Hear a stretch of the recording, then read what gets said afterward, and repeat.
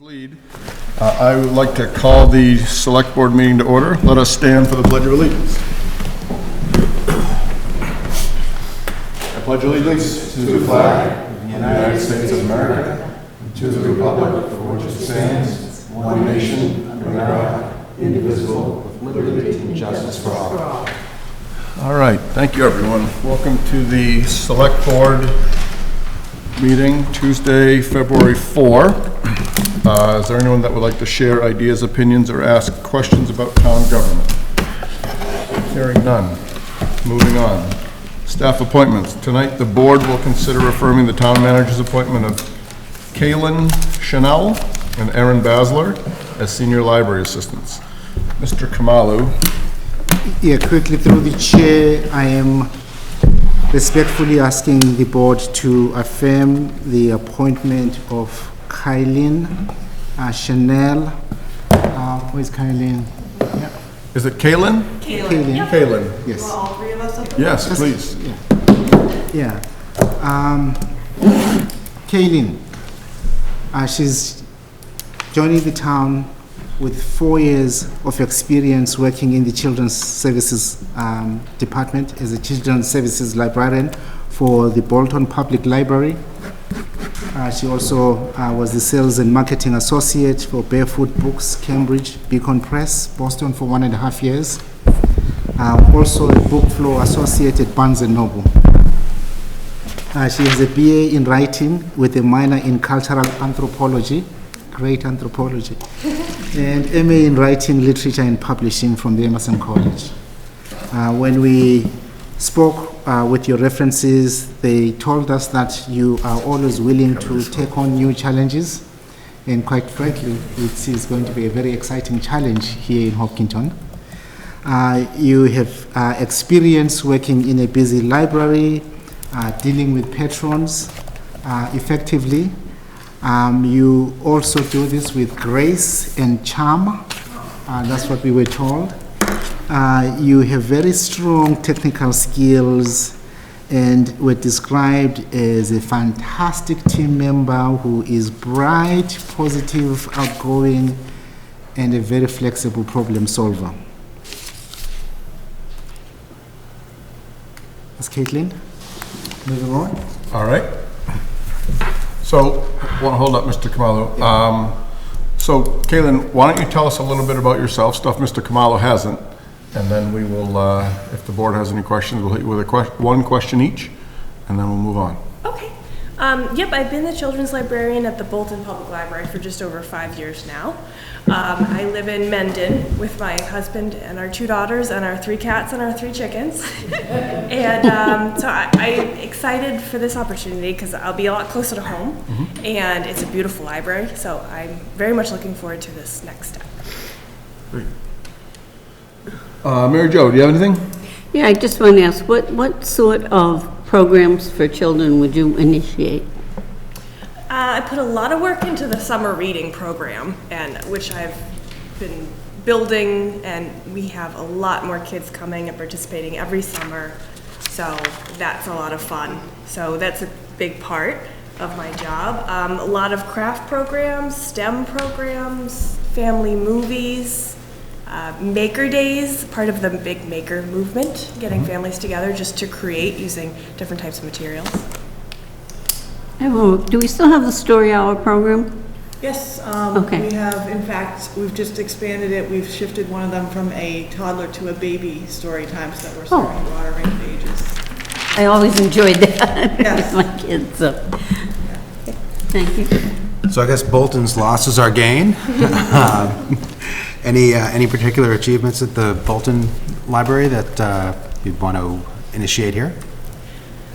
It will be, since I'll be a senior library assistant here, and not in children's services per se, I hope to bring my skills in reader's advisory to this job. You know, I'm well-read in children's literature, young adult, and adult fiction, so I think that will serve me well in my new position, making recommendations. Mr. Catino.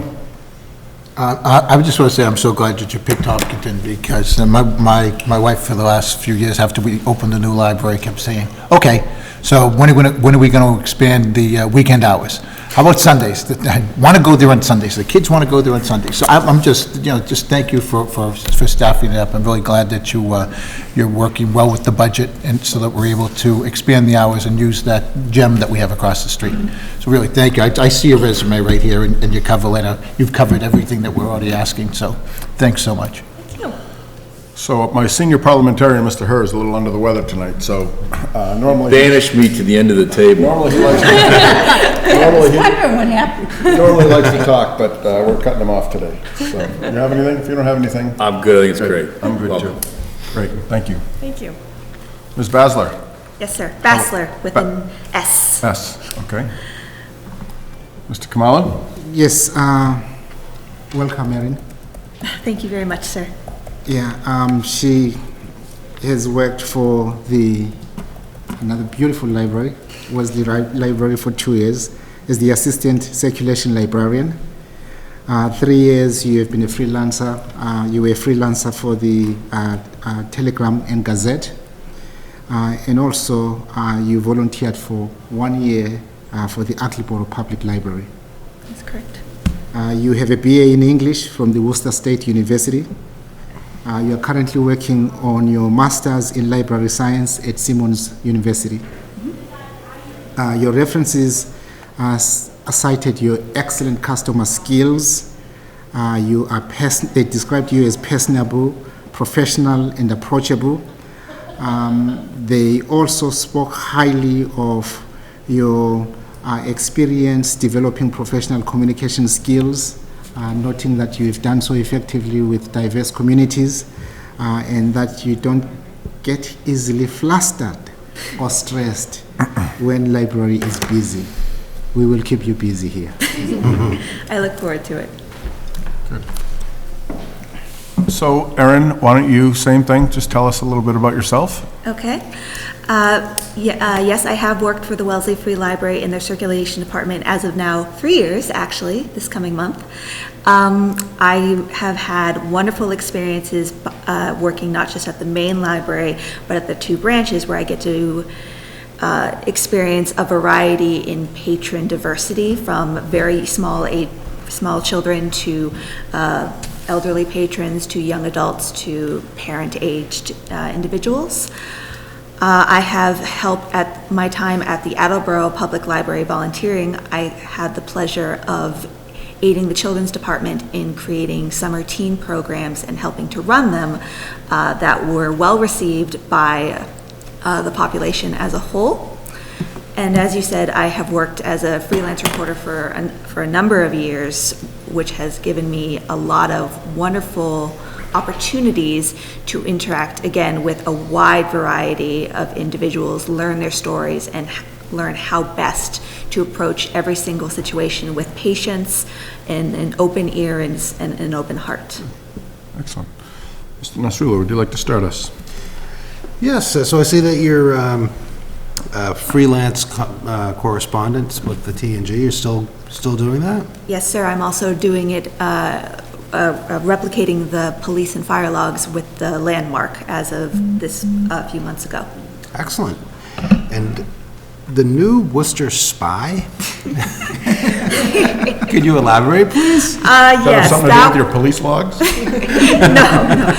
The New Worcester Spy was my college newspaper that I also wrote, college newspaper website that I also wrote articles for them in my time at college. Excellent. Great, thank you. Mr. Catino? Actually, I don't have any questions. Your resume looks good. I just want to ask Mr. Kamalo and Heather one of Mr. Herr's questions. I just want to make sure, and then please don't take it the wrong way, as he always says. Are we budgeted for these 2 positions and everything's good and we're going to be okay? These positions were budgeted for in a previously approved FY budget. This is not new headcount under the upcoming budget. Beautiful. There you go. Hi. Hello, ma'am. Congratulations on going for your master's at Simmons. I mean, Simmons is the library school to go to. It's fabulous. One of my patrons actually recommended that I apply, and I've enjoyed my time there immensely. Oh, I imagine you have. It's a wonderful school. Just what what can you bring to the citizens as they come to the library? Well, what can't I bring? I've got a lot of enthusiasm.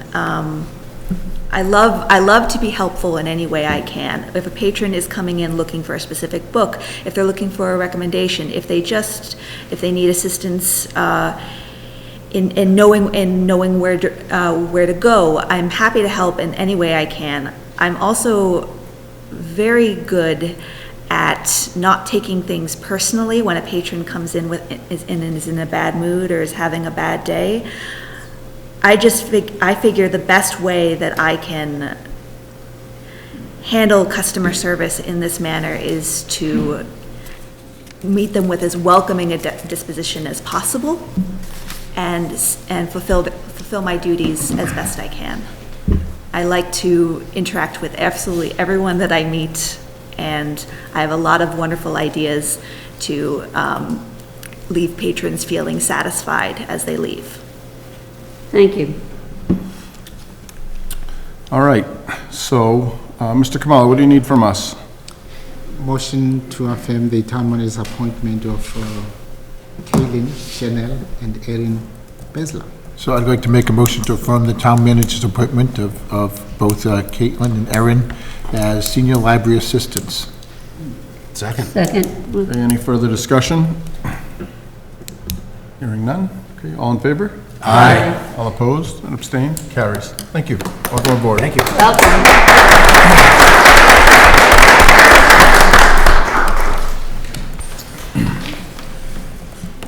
So I just wanted to take a quick moment to touch base on something that happened in the community this week that I meant to speak at for a public forum, but I didn't. So today I was at a funeral for a good friend of mine's 5-year-old daughter, who it was the second of his twin daughters that passed away in 3 months. And the Masters family, they live in town, they've been in town, they're a great family, and it was really nice to see the outpouring of support for people from the town, as well as their extended family and all of their their lifelong friends. Chris and I kind of share a bond in the hockey community, and he got up there today and did about a 10-15 minute eulogy on his daughter with the slideshow going behind him. It kind of puts a whole lot of things into perspective, the Republican versus Democrat garbage, and everything that goes on. It's all small stuff. And when stuff like this comes up, as sad as it was, and it was sad, it was really nice to see that we had it at Faith Community Church, and it was the church was bursting at the seams, and there was not a dry eye in the house. Chris and Jenny, two of the toughest people that I've ever gotten to know and love. They did a knockdown job. They did their own eulogy for their daughter, which people who know me know that I pride on being a relatively tough person. That brings toughness to a whole second level, seeing him and Jenny do that. So I wanted to kind of to recognize the town for coming together and supporting them, and let them know that we as a town will remain here and we'll always support them, as well as any member of the town. But obviously it's a very emotional time right now for many, and our hearts go out to the Masters family.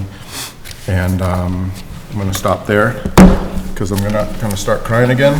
But Chris and Jenny and the rest, we think very highly of you, and stay strong.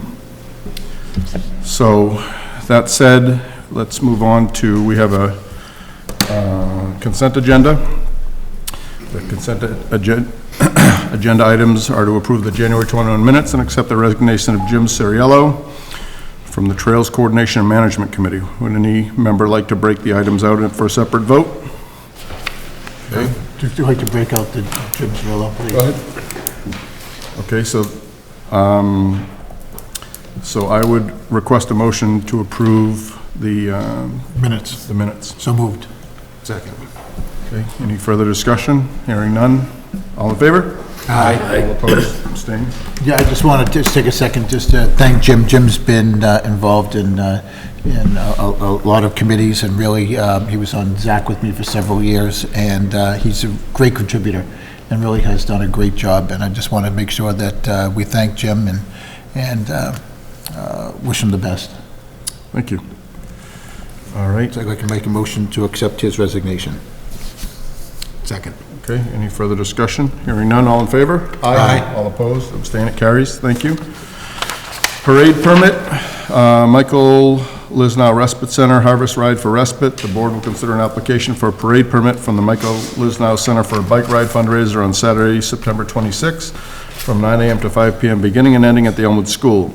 There'll be 28, 50, and 100-mile course rides, and there'll be no road closures. Any questions from the board members? Mr. Chair, Sir? is this a new event for the town, or is this something we've done in the past? In fact, through the chair, it's a new event in town, and I think that's why we broke it out from the consent agenda. Got it. Okay. Good. Do we have, so we could have you talk, but I'm going to probably try to just sneak this through so there's less pushback. How's that sound? You all right with that, or do you want to talk about it? All right, any further discussion from the board? Hearing none? I'd like to, well, I do want to We're make a used motion. to these things. Yep. Make a motion to approve a parade permit for the Michael Lisnow Respite Center Harvest Ride for Respite bike ride on September 26th, 2020. Second. Okay, any further discussion? Quick question. Mr. Massarula. Are your riders full, or are you still looking for riders to, We are looking for riders. It's our first year, so excellent. we need riders, community members, anybody you know that wants to ride. We have a lot of riders in town, so And as everybody knows, sure to it's get the for a word out. wonderful cause. That center down there, you guys do an absolutely wonderful job. I have two cousins that are kids down there that work down there, and they're just Phenomenal. awesome. My daughter used to go there. That Yeah. was what brought us to Hopkinton Yep. 7 years ago, was the Respite Center. The only thing we knew about Hopkinton was the Respite Center, Yeah, so. sometimes that's enough. Yep, My cousins, Mikey Mullins and Peter Shea are just the Yep. apples of I our see them eyes. every They're time we just go in. The best guys, so you guys do a Yeah, wonderful best job with place some on kids earth. down there, so. All right, any further discussion? Hearing none? Motion seconded. Okay, all in favor? Aye. All opposed, abstains, carries. Thank you. we will need to get a signature. I'll let you explain what this So, is in regards so I'm Mark Walter, and I'm involved coordinating the routes and seeking all the necessary approvals, which will include a permit from MassDOT. So there is a form that was submitted that will require a signature, so I don't know if we should get that now, or is that after? Just wanted to tie off that loose end. I would just get with Mr. Kamalu. Okay. Okay. Great. Yep, so He'll we make need- sure it gets to the right hands for signature. Thank you so Great, much. thank you, and good luck. Thank you. All right, thank you. All right, moving along. Community Needs Assessment Interface Update. The board will hear an update on the results of the Community Needs Assessment and data from Interface for the first 3 months of mental health referral service.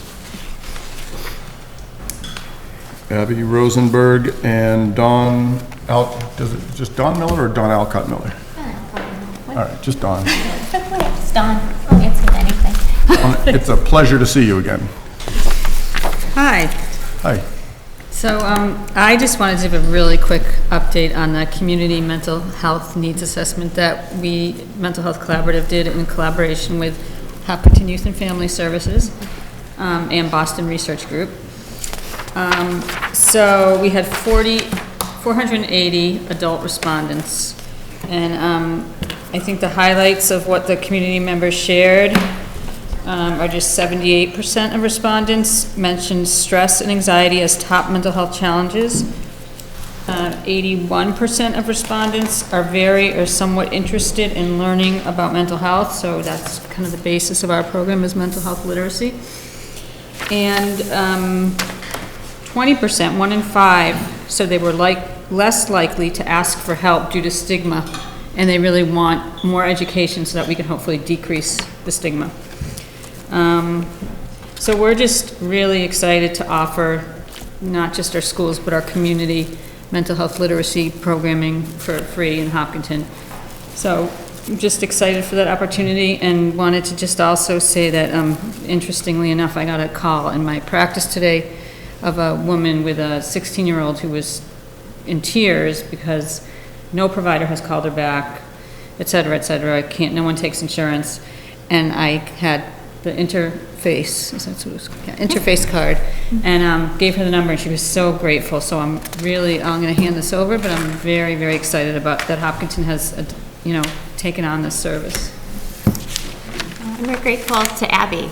She funded this survey. She, paid for the community outreach to let folks know what the survey had to say, and it's going to be very instrumental in Youth and Family Services strategic plan. So it's very helpful data to have.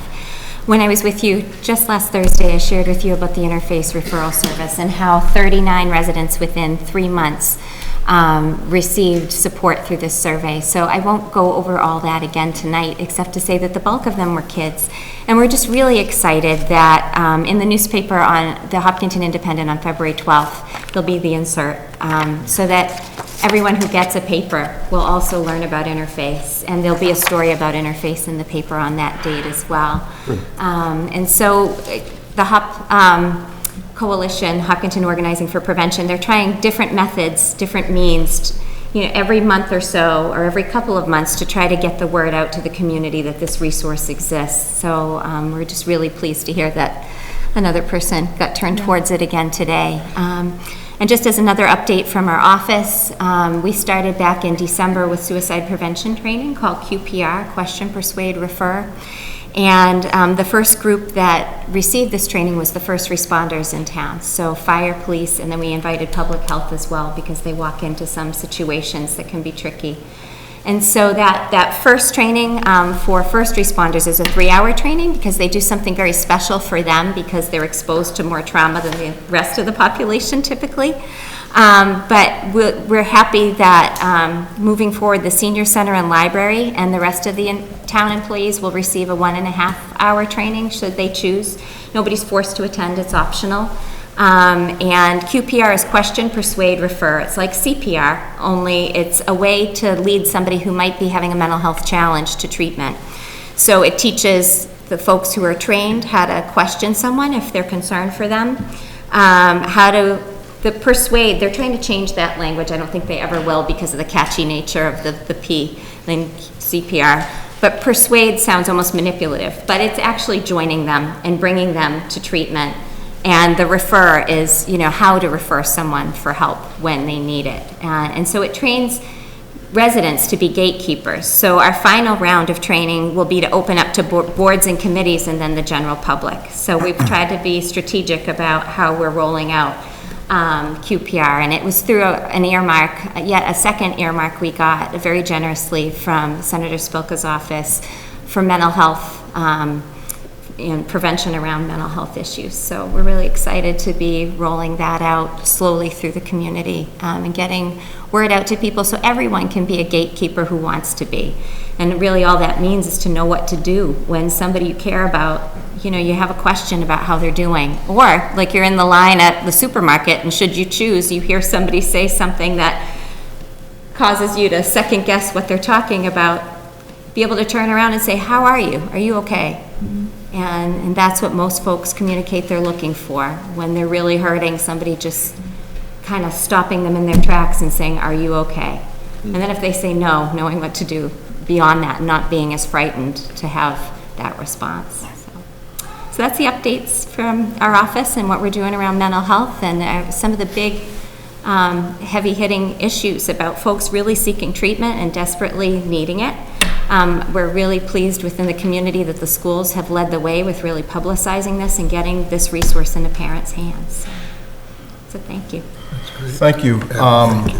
So it's nice to see, so society is kind of turning around and they really are seeing mental health as an illness and they're not alienating people. I work as a nurse in the prisons and the corrections officers themselves have one of the highest suicide rates, depression. It's a very testosterone-driven environment, and these programs that are getting in there are doing wonderful jobs for these inmates, breaking down the barriers of these people actually saying, yes, I'm depressed, yes, I'm upset.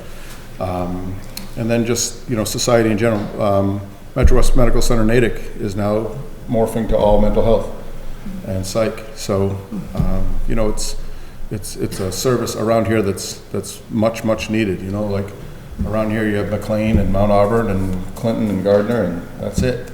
So now we're going to have, another whole massive hospital devoted to stuff like that. So. And that is the greatest challenge as services like Riverside, Interface grows, that there's not enough providers to refer people to. And so we need to get the profession flooded with new clinicians out there, so. Excellent. Well, thank you very much. Oh, does anyone have anything? Yeah. Go ahead. You guys can fight over it. Okay. So I want to thank you for everything you're doing. I saw an episode of Patriot Act on Netflix when they were talking about mental health and actually how difficult it is to get access to mental health services. And, it's not just number of providers, but also insurance and providers being able to take on new patients and all of that. So I think it's fabulous that we have something in town that, we have the first step. I think we have a long way to go, but I think that what you're doing is fabulous. It's if that makes a difference in one person's life, it's worth it. Thank you. Mary Jo? Well, I just wanted to say I have run into you folks out at a couple of events and gotten pamphlets handed to me, and I'm very impressed with your outreach. You're doing a wonderful job at trying to get the word out to people. Thanks very much. Yeah, well, as you know, my wife and I are very involved with Riverside, and I'm just glad that we're talking 2 weeks in a row. We're talking about mental health, and last week was the budget and everything, but this week, and Abby, when you started doing this, I just knew it was going to be a hit. What you did with the Timlin race and everything else, it's great. You're pulling away the stigma. No pressure. Yeah, I know, but you're really pulling away the stigma and getting it that so that people will go for preventative. It's preventative health care, and then when crisis hits, that they have some place to go to. So really, thank you for doing this. You're amazing. Really, thank you. Our hope. I mean, Don and Colleen are so busy, putting out fires. Our hope is that through really good education that we can really decrease the stigma, so that the crises won't be the evidence shows that the crises will not come up as much with mental health literacy. So we're trying. Awesome. So thank you. Can I leave these somewhere? Or? Sure. Through the chair, quick question for Dawn. Who is hoping to organizing for prevention? Where do they meet? Are these public meetings? Yes. Sure. It's a Substance Misuse Prevention Coalition that was started by Denise Hildreth when she came on board in 2015. And it involves various aspects of community life, being law enforcement, parents, youth, the religious community, and there are 12 sectors total that come to the table and talk about substance use prevention and different methods to get at that. And so the meetings are, to find out about them, they could reach out to our office because right now they're varied. We have a training program in place about building capacity. So now's a nice time, if the public is curious, to inquire. I had an inquiry this past week. It was really exciting, of a former resident who's in recovery and who wanted to become active. So that's great. Thank you. Thank you. Thank you. All right, seeing that at 7 o'clock, we have a posted public hearing. Section 15, package store transfer of license. Rashmi Corporation doing business as Country Farm, 3 Cedar Street. The board will open a public hearing to consider the application of Rashmi Corporation, DBA Country Farm, for license transfer and change of location for a Section 15 package store. I'd like to request a motion to open the hearing. So moved. Second. Okay. Further discussion? Hearing none, all in favor? Aye. Opposed, abstained, it carries. Good. Will the applicant please explain their request? Sure. Good evening. My name is Attorney John Moradian from Democus Law Offices. With me is Hina Ben Patel, one of the owners of Rashmi Corp., who currently operate Country Farm over on 3 Cedar Street. Rashmi is entered into a purchase and sale agreement with Foster Street Liquors LLC, who operates Old Town Liquors over on 70 Main Street. They're requesting approval of transfer of the license to Rashmi Corp., approval of the change of location for the licensed premises to 3 Cedar Street, approval of Hina Ben Patel here as the manager of record, and approval of a pledge of the license and inventory to Rockland Trust Company as they are financing the deal. Essentially, they're moving the license from one location to their current store over on Cedar Street. A little bit about Hina. She's experienced in retail alcohol sales, and she's owned Country Farms, I believe, for 20 years approximately. So they're just trying to change the business a little bit, add the liquor license. The store will be more of a liquor store with a few grocery items. There is a Subway franchise there that will cease operation, pending approval of the transfer of the license and closing. With that, I welcome any questions you may have regarding the application. Board members? So if I could, Mr. Chair, excuse me, I'm a little sore here. The Subway goes away. The grocery store component, the candy store component, the kids component, what happens to all that stuff? So it's gonna become a liquor store, and they're gonna sell grocery items in terms of chips, soda, candy, anything you kind of go in there. If you go to buy liquor, you can buy a mixer, you can buy a bag of chips. They're not gonna be targeting kids in the store for that kind of aspect. Okay. John? Oh, maybe you don't care, but what happens to the Yield Liquor Store? Is that where it's moving from? Excuse me? Is it moving from the Yield Liquor Store? Yeah, it's Foster's. They're taking it. Foster's. So what's going to happen to the building at? So they are buying the building too. They will welcome in the commercial tenant on that first floor, wherever it may be. And I do want to clarify one thing on the application regarding the hours. The hours are going to coincide with what's permissible to sell alcohol in the state. So Sundays, 10 a.m. to 9 p.m., Monday through Thursday, 8 a.m. to 10 p.m., and Friday and Saturdays will be 8 a.m. to 11 p.m. Mr. Kamala, do we currently have a provision that allows liquor stores to open at 8 a.m.? The revised hours comply with the town's alcohol policy. Right? So, I'm a little confused. We're gonna take Old Town Liquors, we're gonna move it to Country Farms. Country Farms becomes what other name it becomes. The Subway and everything goes away, that's just a liquor store primarily, correct? And then the building that Old Town Liquors is in now is also being sold to you folks as part of the transaction. And then that building is gonna be developed as a commercial space. Is that correct? Right. Well, there's residents up, I believe, on the second and third floor, and the first floor where the current liquor store will be vacant until they can find a new tenant to go in there. So that's a beautiful old building that's been in the center of town for a long time. And I would hate to see this transaction create a long-term vacancy in that building, and perhaps that building become in disrepair, and the lot become in disrepair, et cetera. The town recently voted to spend a lot of money with state and federal funding, as well as some of our own, to beautify the entire downtown corridor. We don't want to see that building become a big eyesore in the middle of that beautiful downtown corridor. So as long as there's a plan to maintain and develop and aggressively fill that building, I'm good, but I don't want it to not go that way. Right, well, they'll seek a commercial tenant, and they don't plan to leave it vacant, because it doesn't, financially work that way. They need to have someone in there to maintain the building and keep it going.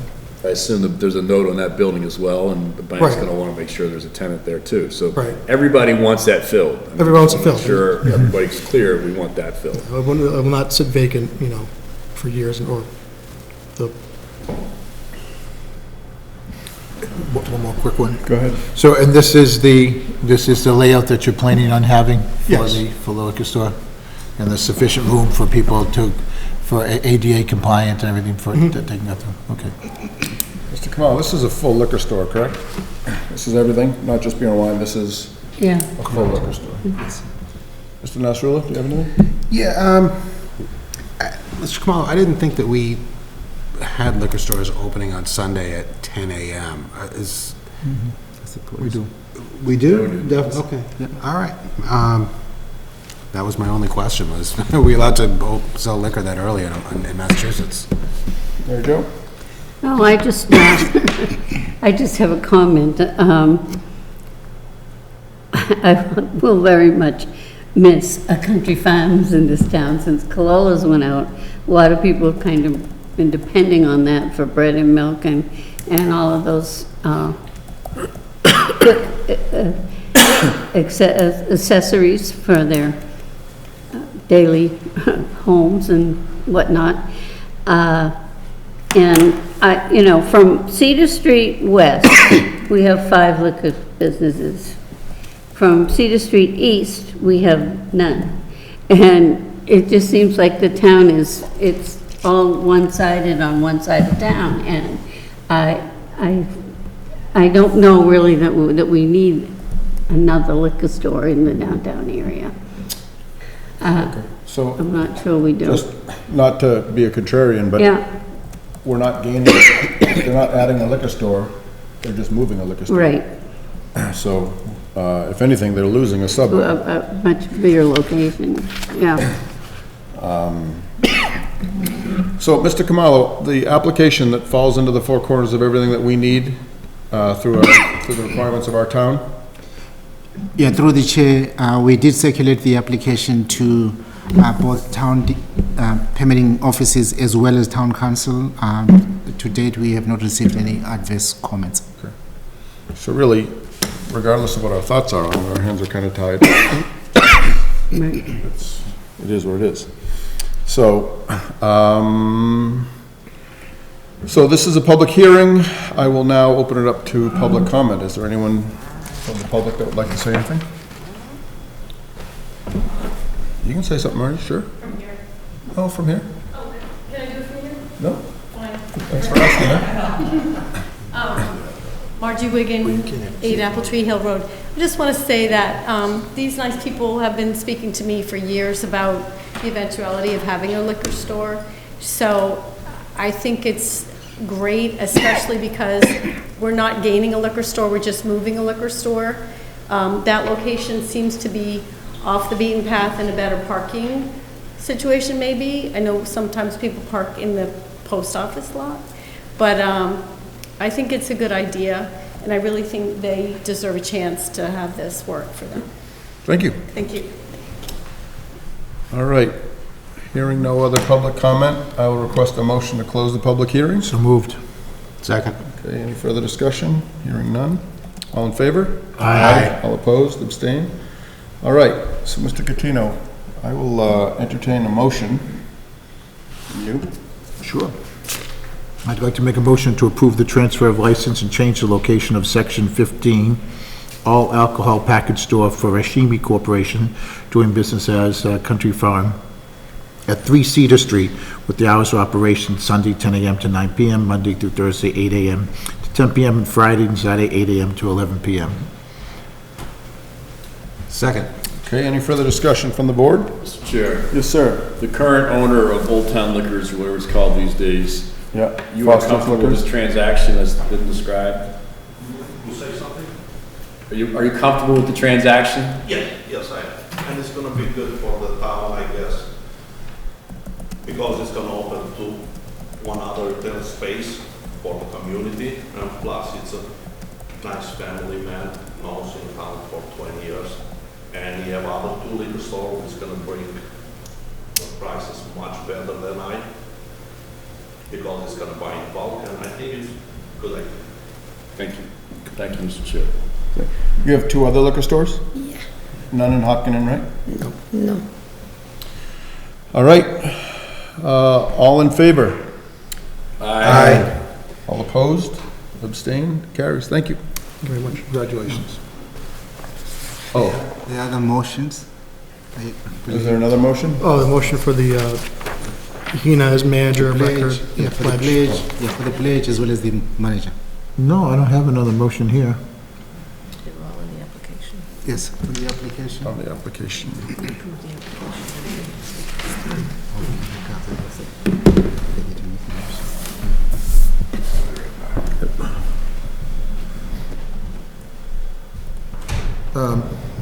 Through the chair, Mr. Kamala, could you just enlighten us on that one then?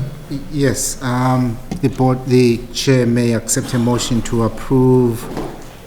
The change of manager to Hina Ben Patel and the pledge of the license and inventory to the Rockland Trust Company, as they're financing the transaction. Yes, I'd rather have that as 2 separate motions. The first one being to approve the manager.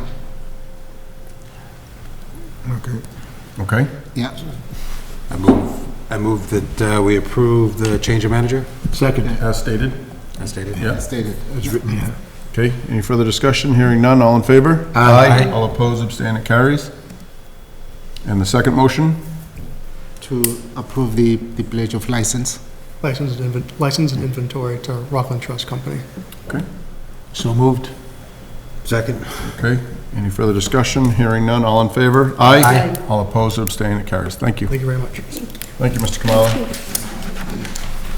Kamala. Kea Technologies, is Kea Technologies here? Okay.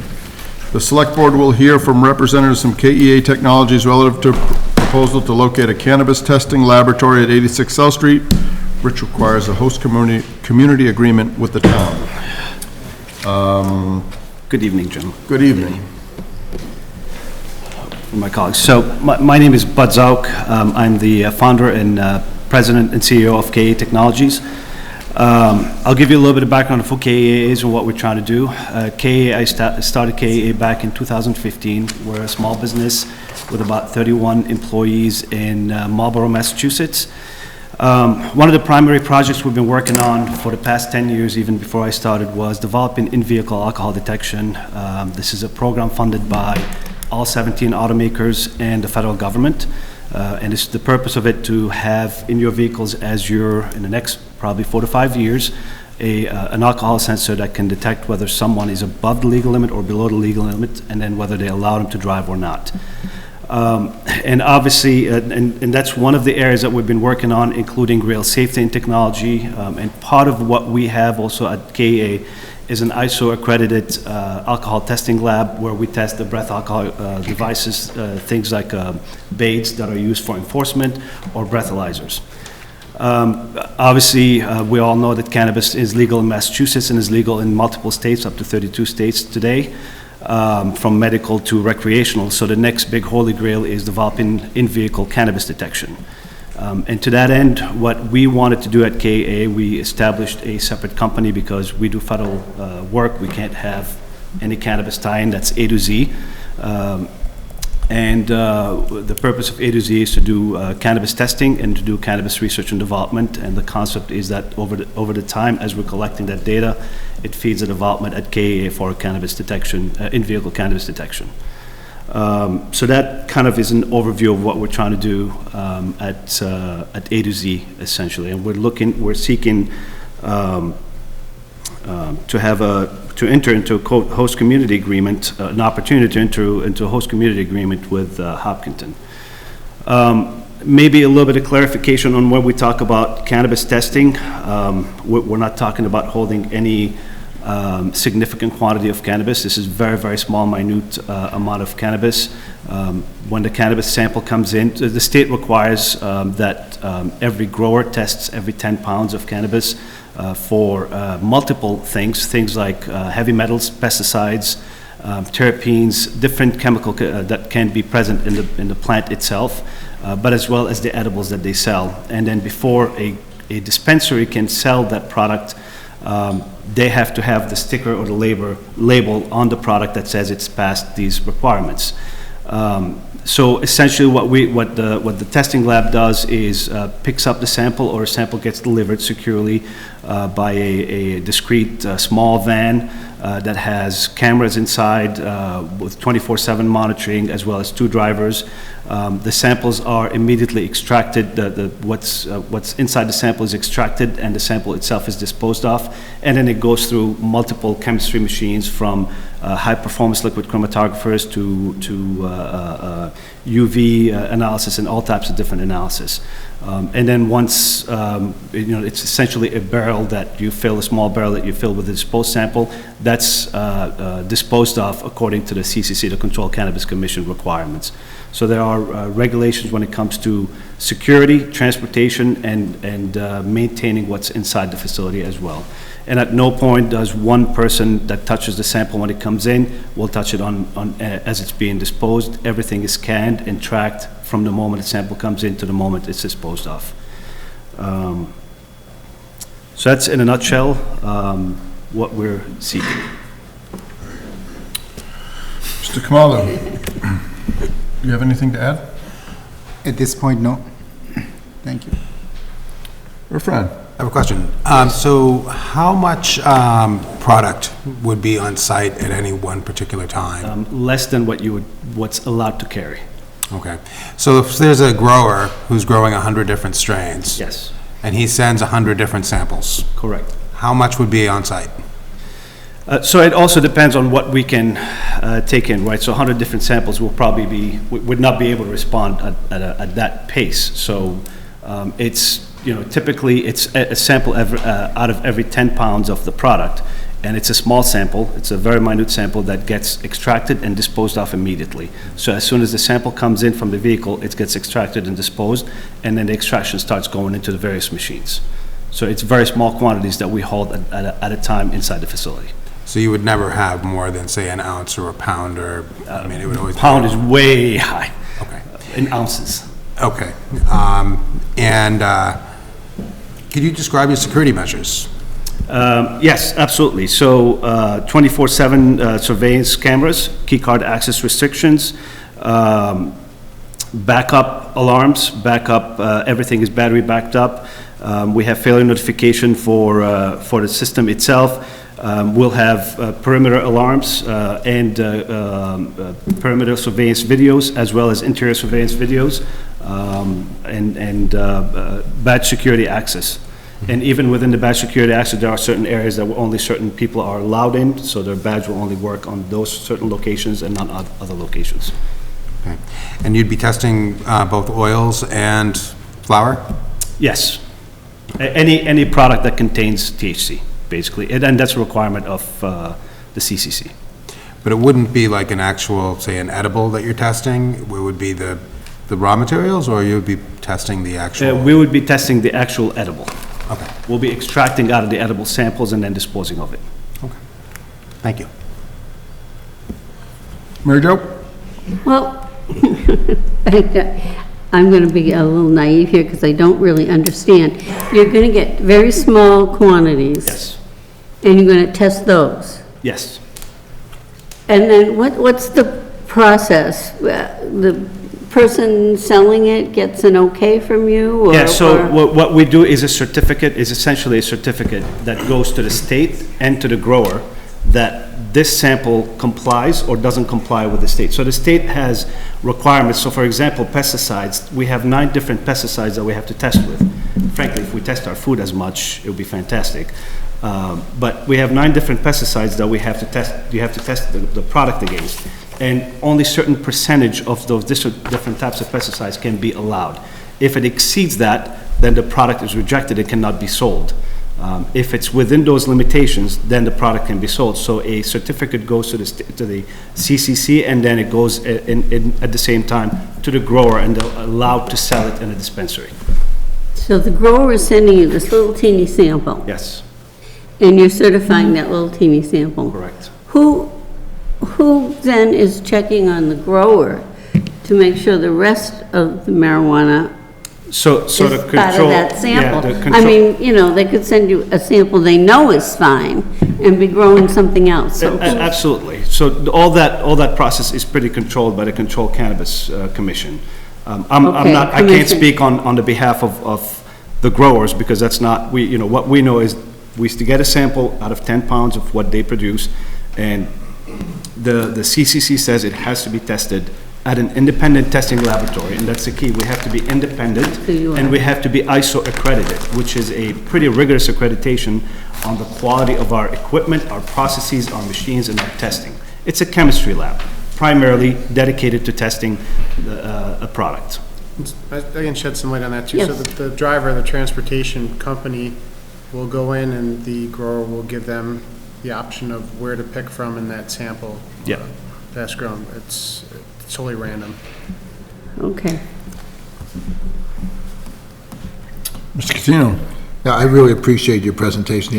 Looking through it, looking at each of the gas chromatography machines, just spectroscopy machines, and you go through all your security and everything. It's just very well done. You did a great presentation. This is exactly the kind of businesses that we're trying to attract here in Hopkinton. So and to steal somebody from Marlboro, Mr. Kamala, good job. This is exactly what we've been trying to do. So really, thank you very much for coming. Thank you for such a great presentation. It's just very well done. Thank you.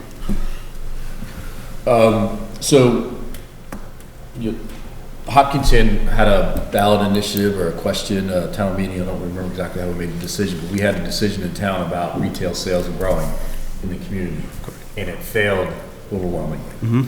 So the mindset of Hopkinton is we're not doing the pot thing, right? Yeah. But to Mr. Catino's point, your business model, from what I understand, is making what is legal in Massachusetts safer. Absolutely. And I think that's a great thing.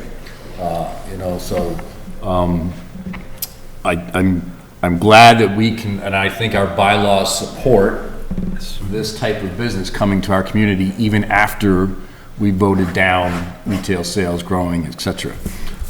So we'll make sure of that. I'm sure Mr. Kamala already has, but we're good there. I think it's anything that makes it's safer for people to consume is the right way to go, and I'm glad Hopkins can help facilitate that. Is the facility itself, is it going to be like a clean room facility? It's a testing lab. I wouldn't call it a clean room, but it's a testing lab facility. So it's not, so that was one of the most challenging aspects for us is, if you look at all the town's zoning, industrial zoning typically for growers for cannabis, it's not any place where you can put a testing facility. And it was very difficult to find a town and a location that would offer the testing facility that can meet our requirements. We're not talking about a warehouse here. We're talking about as you can see from the presentation, all the equipment, it's a significant investment in equipment that is very sophisticated and requires constant maintenance, constant calibration. So yes, the facility is not a clean room, but it's a lab. It's almost like a biomedical lab. Yeah, I think that just helps the residents that may be watching understand what's going to go on here. It's not a bunch of folks hanging out. No. Back step, sort of testing it to see what it's like, right? That's not what There we're is doing no here. sale, there is no people that are gonna be coming in and out, there is nothing other than just, it's a testing lab. Okay. I think it's a great idea, and I'm happy to support it. Thank you. Yep, agreed. All right. Mr. Chair? Yes, sir. Through the chair, you provided a facility layout plan. Yes. You've also explained the security around your facility. Who are your neighbors? That's a great question. I'm trying to remember our neighbors. There was a fire fire alarm testing company that was next to us. But right next to us, there's a flying car company. I can't remember the name. Yes, I can't remember the name. And they were scaling down, so they're now in the current facility and they're scaling out of it. And that's a facility we'll be occupying. And who's using the remainder of the building? Each location has their own door in that facility. So that area right there that you see has its own door. So we'll have our own door. And then the neighbors have their own door. It's separated. Separated. So there's no sharing of entrances. Okay. I'm sure if the town's decision is to move the discussion forward, that you'll be discussing these plans with the Absolutely, yes. the police department. Okay, do we need a motion or anything like that, Mr. Kamala, or? Is there a motion for this? I don't think so. Yeah. This was just an informational thing, wasn't it? May be helpful for the board at least to move a motion to authorize the town manager to begin the process for investigating a host community agreement with TAOZ. A to Z. ATOZ. Yeah. So moved. Second. Any further discussion? Hearing none, all in favor? Aye. All opposed, abstain, it carries. Thank you. Thank you. Thank you. All right, 1854 Cycling Company. The Select Board will hear from representatives from the 1854 Cycling Company relative to the company's plan to undertake manufacturing operations at 80 South Street and intent to apply for the Massachusetts Economic Development Program and a tax increment financing TIF agreement in Hopkinton. Yes, thank you. Welcome. Thank you for having us. I just want to introduce ourselves as a company to the Select Board, just briefly. We started the company in 2016, and it has grown significantly since then. We started the company simply as a place that could provide employment for formerly incarcerated people. My background is not in bicycles, it is not in cycling or in motorcycles, it is in nonprofit work. So the reason why I started the company was to create this job based on an algorithm that stated that 51% of the people in Framingham at the time who were living beneath the poverty threshold were formerly incarcerated. And a majority of them were women who had children in their school system. So we've grown since then from a company that just simply made single-speed bikes to making electric bikes. In 2018, we were one of the companies awarded participation into the Mass Challenge Business Accelerator, which partnered us with a number of larger corporations. And through that, we developed a product that has now been very significant. It is a tactical bicycle that's used for police officers. Mm-hmm. The issue that we found was that in the processing and making of the prototype, there was no facility within the state that had the ability to mass produce carbon fiber, particularly at this size and at the scale in which we need to meet the demand that we found. So we had to look for a facility that gave us the space to do so and to secure the number of jobs we need to produce demand that we had for this facility, and we found 80 South Street. So we knotted this up. Framingham. Yes, knotted this up. To give you an idea, we call ourselves the 1854 Cycling Company because in 1854, in Framingham was the site of the first anti-slavery rally. And this is where a lot of our greatest abolitionists stood in with each other shoulder to shoulder and said that people who had been freed since 1826 should not be taken back into enslavement due to the Fugitive Slave Act. And to commemorate that in the same way that we don't want a lot of our employees to go back into incarceration, we named that in honor of the 1854 Cycling Company. And since then, we've sold bikes around the world. We've done a lot of great things. This is a picture of me when I was a keynote speaker at the Bethany Hill organization just last year. We've been featured in Bloomberg Magazine. And we've done WCVB Chronicle. Just most recently, we were in the Boston Globe. Yeah, and this has not been announced yet, but in 2020, we'll be awarded one of the small businesses of the year by the Worcester Business Journal. And our growth has been rapid, and this is where we are now with this particular bicycle. And it will be no bicycle like this in the world that we can produce. And this is why the space that we needed can only be found at a place like 80 South Street. And so when we found this location, we've been diligently looking at how to get the right equipment in this building, and also to make sure it's sustainable for our employees and the environment. And everything seems to work out so far. So I open the floor to any questions you may have about the company and our plans. Mr. Kamala, before we open to the board, do you have anything, or should we go to the board first? I'll defer to the board at this point. Okay. Mary Jo? I don't know where to start or what to ask you. looking at the bikes and the program, I certainly commend your using ex-cons, I don't know another word for it, and giving them hope and a job for the future. And that is something to be very proud of. Looking at some of these bikes here, they're just incredibly engineered, and they look fabulous. I wouldn't have any problem with this. Mr. Nashula. So, everything you said, showing us, looks incredible. I ride a bike a lot as And well. I'm under a lot of NDA, so I can't talk a lot about a lot of other things, but. I beg your pardon?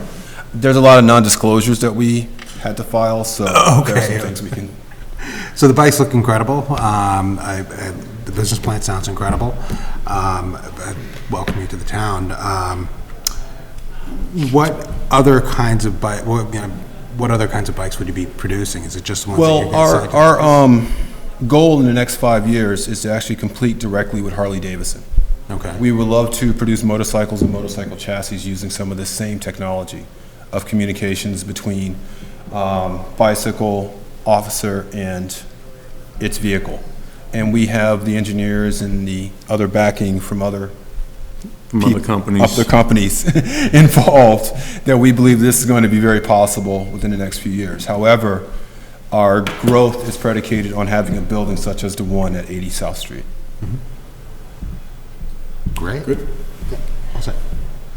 I just love seeing your proposed build-out. You know, 80 South Street's been empty for a while. We had it as a temporary town hall for a while, and Yes. it worked out great for us. But to see it, come back alive again, it was a Caterpillar manufacturing area for a while, repair area, and just to see it, completely built out, it looks just great. I'm just really thank you so much for coming onto South Street and making that building come alive and bringing some more life to South Street, other than EMC Dell, and we just hope to see you grow and prosper. Thank you so much. Thank you. It's a for-profit venture. Yes, it is. Okay. And the request is for a TIF? Yes. Okay. And you're going to file with the Mass Economic Development Commission as well, right? Yes. How about employees? What's the employee number? What does that look like?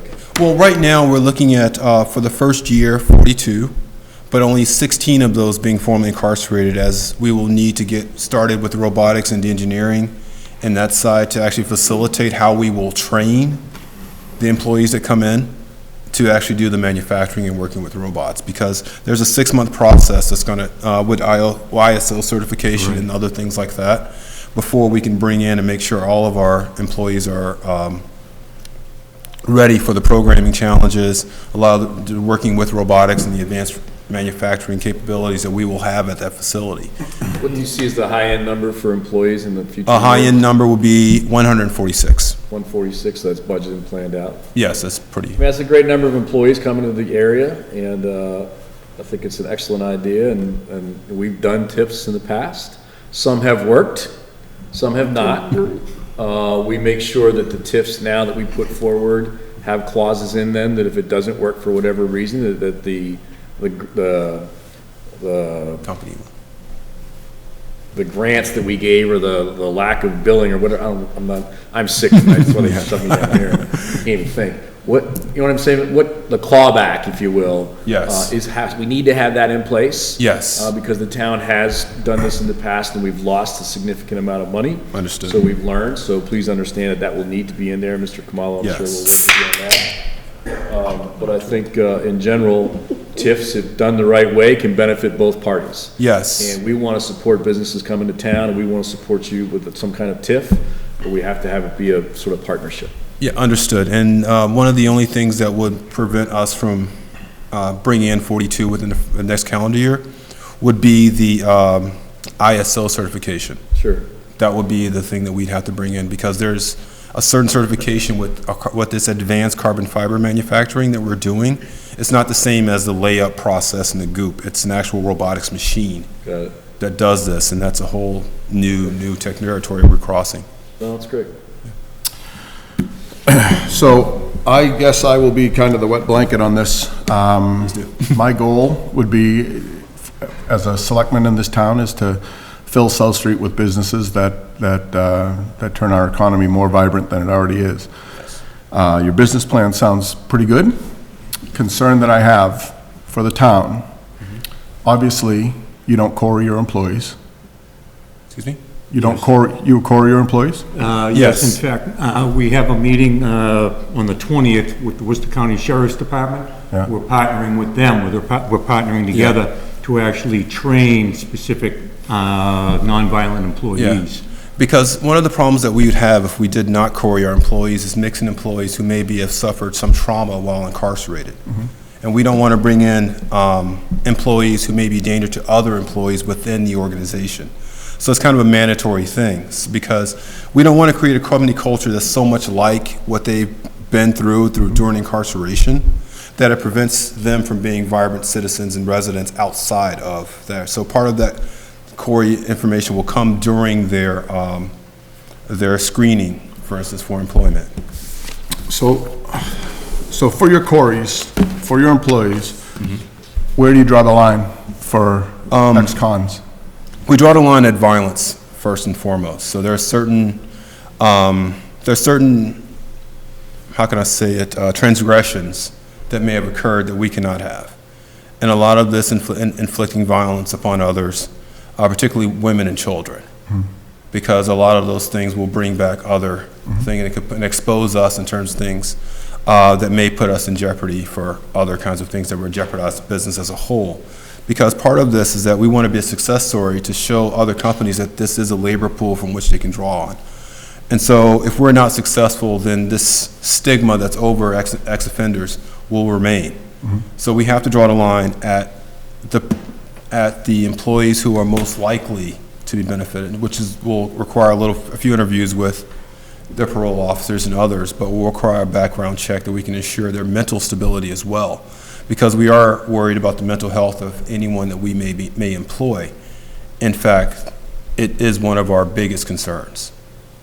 So when you say that a violent crime or conviction of a violent crime would preclude them from working for you. Yes. Selling drugs is not a violent crime. Yes. But it does a lot of damage. Yes. Obviously, you kind of hit a nerve with me. Yeah. I work in the prisons. Exactly. That riot that happened the other day, those 3 people that got beat up were 3 of my... Shirley? Yep, 3 of my very close friends. We've had issues where we had a carnival here, and the employee I knew from the prison was a convicted sex offender. Yes. But he passed a Corey. I don't want to sacrifice our tax base. I want to increase our tax base for the company that's going to bring in people that we generally wouldn't want to be brought into town. And just to your point, sex offense, pedophilia, any incident of assault and battery, we can't have that. What about drugs? Excuse me? Drugs are okay? Well, the problem with drugs, and particularly with dealing with women, is that a lot of convictions are based on things their significant others have done. You know, an affiliation with a boyfriend who may be involved or some other significant other, or within proximity. They may not have had any kind of direction to this, but this is where we have to be real diligent about individually how we do this. So we can't make it a blanket statement to say no, when it may be someone who was at a college dormitory and this is her boyfriend and who got in trouble, and they both got in trouble, and she has a record because she was involved with him at the time, or they were in the same car. Well, yeah, but that person then was convicted by a jury of their peers. Yes. So what I see is like an acceptable, and it's not my job to determine at what level criminal you allow work for you. Yes. But a DUI, 3 DUIs, that's Yes. going to get you a prison sentence. Yes. I don't feel that should preclude you from gaining employment with the public, and I wouldn't have a problem having somebody come in that's had a couple of DUIs. Yeah. Someone that's selling fentanyl to kids in school, it's not a violent offense. But it's not tolerable amongst other people who may have had that addiction. Just for instance, we'll be dealing with people who may have had opioid addiction. Yeah. and those kind of situations and coming out of that kind of crisis. And someone who's going through that, or maybe have had issues with other alcohol or other drugs and things like that, we can't have them around someone who may have that kind of a problem on their criminal record. This is where the company culture takes precedent. Yeah. Who are we going to bring in involved in this, as opposed to the other people who we're bringing in? Because these two people cannot mix. Yeah. We can't have that mixture. So me saying this person can't be here based on this is kind of a difficult thing based on the company chemistry, so to speak. Yeah. And we have to be very delicate about how we put this initial 42 together. Yeah. Because that foundational employment sets the stage for everyone else. Yeah. So, and it's difficult and early at this stage to say that, but with that in mind, certain individuals we cannot have because those individuals may disrupt others, so to speak.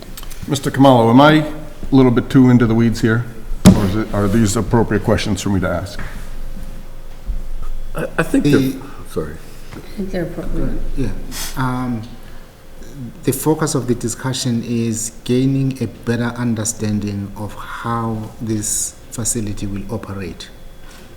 And I further to the chair's questions, I understood when we first met that you were going to focus on female or women Yes. Yes. There will be mostly, if not mostly women who we are looking to employ, women who are ex-offenders, particularly because a lot of these women they're more susceptible to poverty, and they're also very susceptible to poverty amongst their children as well. So it's a generational poverty cycle that we're trying to break.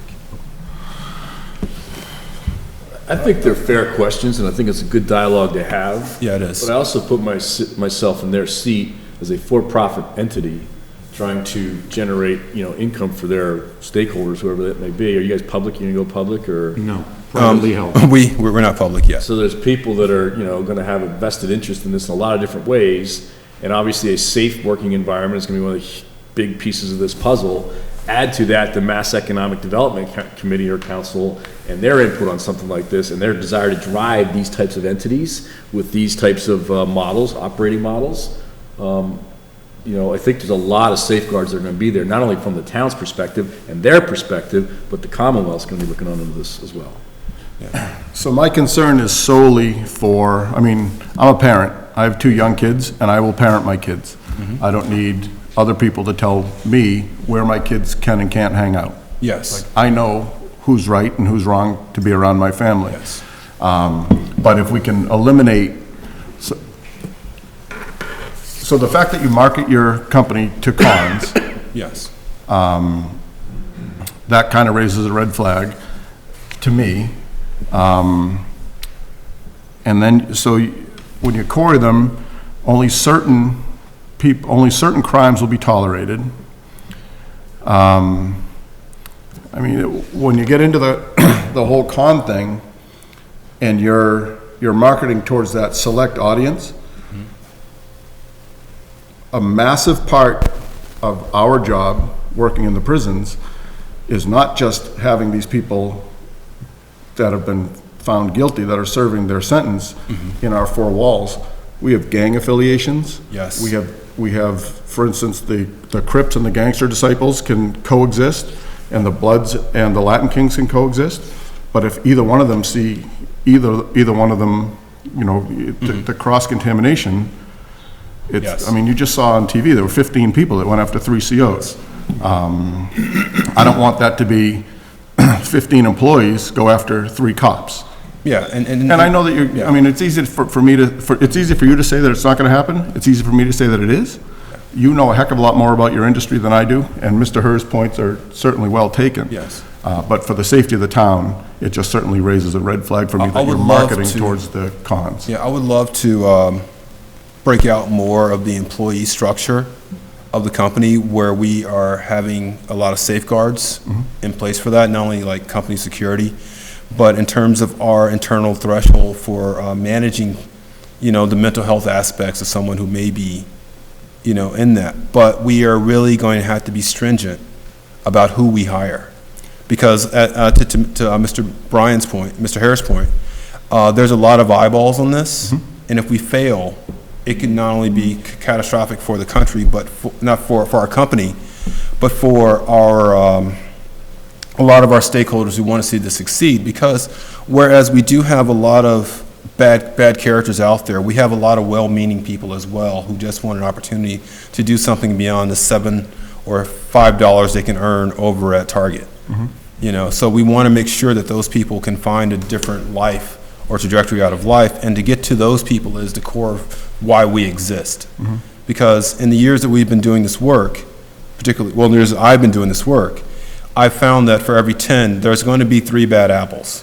But I can't let those bad apples spoil the bunch for the other 7 who are diligently working for a better life for their children. Because in the same way we love our children, they love theirs as well. And I have not found a more dedicated worker than the type that we're going to bring in.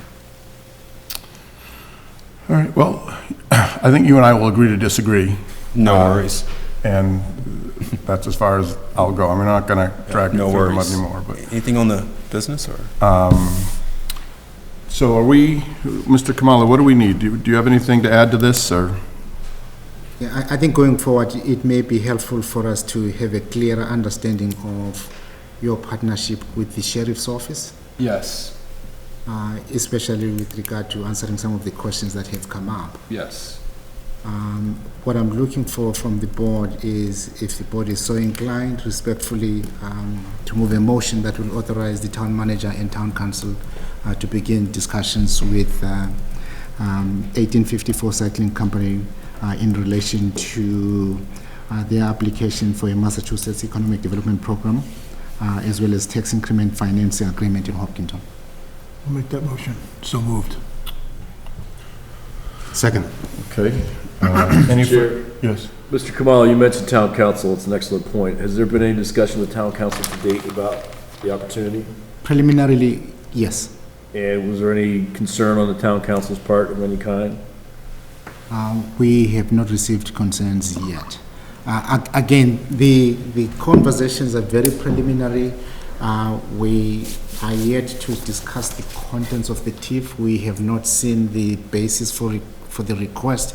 In fact, this afternoon I received a call from Kevin Kouros, who's the Mass Economic Development Officer for Central Mass. He's also interested in seeing how the town responds to your application.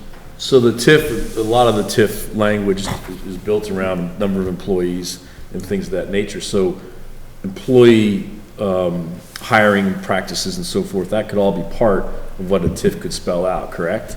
Correct. So I think based on what I'm sensing we're going to do here with this motion, the chair's concerns could be articulated in writing in that TIF. Yes. If there's a certain CORI requirements we want in there, I would love to have your input on that to make sure we develop the culture that you and I can both agree with needs to be there. But I think it's important that Mr. Mier is in the process. I'd love to be part of it, but I don't think that has anything to do with our job. Like, I don't think that I'm the one that's supposed to be in there getting my hands dirty on this. I think we're to oversee policy and procedure, and I'm glad to do it. But that we could put that into this motion. I guess that's kind of where I'm going with this is, you know, I'm in favor of trying to move this forward, and the TIF, as we talked about earlier, can work. But the concerns that he is an experienced individual in this world raises are legitimate concerns for the residents of Hopkinton to consider. But we can consider them and then build them into that TIF if the town council understands this is where we're coming from. And the applicant is saying they're more than willing to do that too. So that motion who made the motion, Mr. Catino made, should include some language specific to ensuring town council is aware of and able to work in the concerns raised by the board on February 4th, 2020. Is that a friendly amendment? Is that good with you? So work that, however you work that in, Mr. Kamala, right? Just make that intelligent. One of our prime reasons for choosing Hopkinton, other than the marathon stats here, is because I've got 26 years' experience working within the town at EMC Corporation. 80 South Street was one of the buildings that I had. with EMC, our culture was to make everybody feel like family and to become part of the fabric of the community as much as possible, not just to be another company. To that end, one of our goals is to make sure that we work closely hand in hand with the community to make sure that we're not rubbing somebody the wrong way. Because we wouldn't want somebody coming in to our neighborhood, wherever we live, and causing a problem, just as you wouldn't. And we want to be above board and make everybody aware of what our intentions are as well. I do appreciate your comments. That's great. Yeah. One last thought. Given the kind of engineering nature of your company, do you have any plans for internships through the high school? Yes, we do. As a parent of a son who's really heavy into competitive robotics and advanced robotics, and as particularly in terms of industrial design, we definitely want to bring in a lot of interns, whether it be from the high schools or from the local universities, who can study these things and put practical applications. Because one of the machines that we're trying to bring into 80 South Street is one of the few machines that can take these computer-generated designs and put them into real time, into an actual form. Because we can formulate almost anything on a computer, but however, there are very few machines that can bring that into a reality at a certain size. So having one of those few machines there and giving people an opportunity to see this machine in real life will be a lesson for us to learn in terms of how, but also generating our internal talent. Because we believe that once we develop this talent, other companies are going to come in and poach, our talent quite a bit. But we want to have a steady pipeline of engineering and particularly design and industrial engineering talent through our company. You could be doing carbon fiber printing? It's not really printing, so to speak. It's like, to describe it in a more literal sense, the machine actually takes the fibers and threads them onto the mold. Oh, okay. So it's like any shape or form that it can do, it'll whittle it right on the mold, and it's huge, pretty much, so. So I hate to put anyone on the spot, but tonight in our audience, we happen to have our deputy chief, our lieutenant, we have a sergeant here from the police. Could I ask deputy chief or lieutenant, you've been part of the conversation here, you've heard it all. Are there any red flags that are raised, or is there anything you'd like to comment on? I'm sorry to put you on the spot.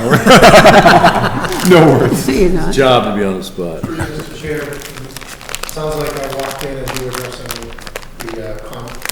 the issue of having convicts as employees, and that would always raise concern. It's not a population that is prevalent in our community. Other than that, that would be our own. Okay. Lieutenant, feel the same way? My sister happens to be a COF in prison there.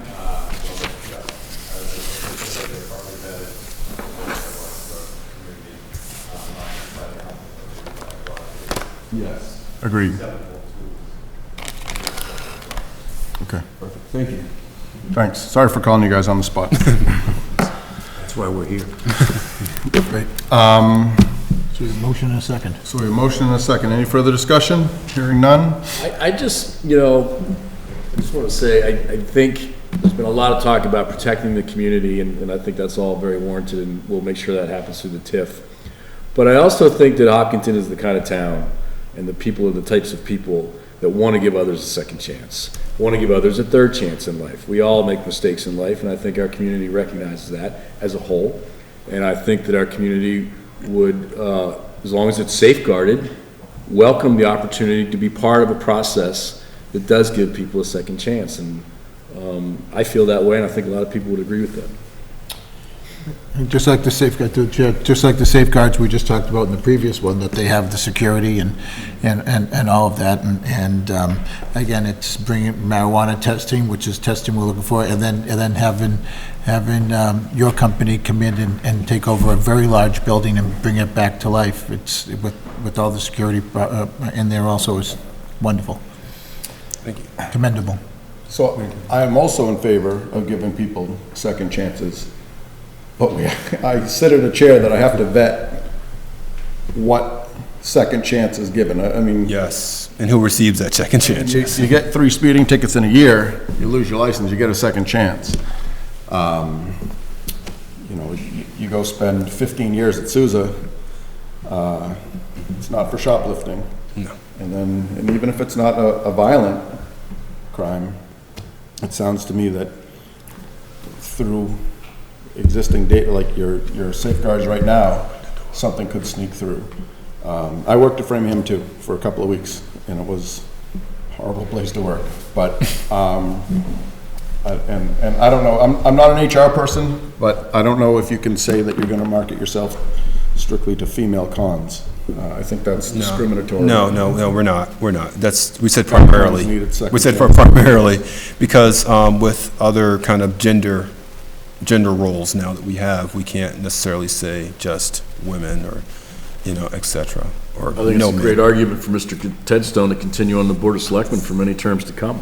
You are sick and hallucinating. I will not give you a second chance. Too many halls meant the lips. All right, so that's it. I'm not gonna carry on. So, we have a motion that's seconded. All in favor? Aye. All opposed? Aye. And abstain. Okay. So it's a 4-to-1 vote? 4-to-1 vote. Thank you. Great. All right, Thank you very much. All right. Growth Study Committee. Representatives of the Growth Study Committee will review a proposal to create a town economic development office.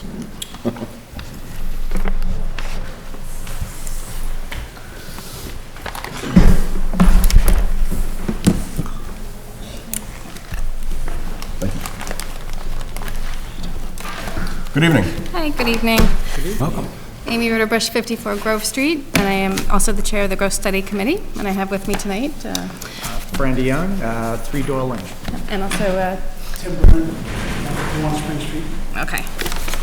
So, as you know, the Growth Study Committee was formed in the summer. Oh, and Mr. Catino also serves as our Select Board liaison to the Growth Study Committee. So as you know, we started meeting in the summer and fall, and we've been doing a lot of research on the growth that we've been experiencing in the last 10 years. And we had 2 public workshops, and and one of the ideas that keeps bubbling to the surface in our workshops, and we've got a lot of great positive feedback from the community, is that perhaps we should create an economic development office. And we have researched this, and a lot of other towns, neighboring towns and peer towns already have such an office. And so we've been trying to think about this and doing some more research on what such a position would be like. And we wanted to present you with our research and get your feedback. And also wanted to let you know that because the town meeting warrant closed yesterday, we did put a placeholder article in the town meeting warrant for a non-binding article to kind of gauge public support for such an economic development office. And we don't have a budget, so obviously it's just not a non-binding article. But if it demonstrated public support, it might be something you'd want to move forward in a future year. And, we hope you might even consider it for this year, but we know the budget is very tight. But, so anyway, did you guys get our handout that we sent last night? No? They have the material. It's in their packet? Okay, great. So we worked on a little bit defining the problem we're trying to solve, and the intent of an economic development office is to create a position of a chief marketing officer for the town.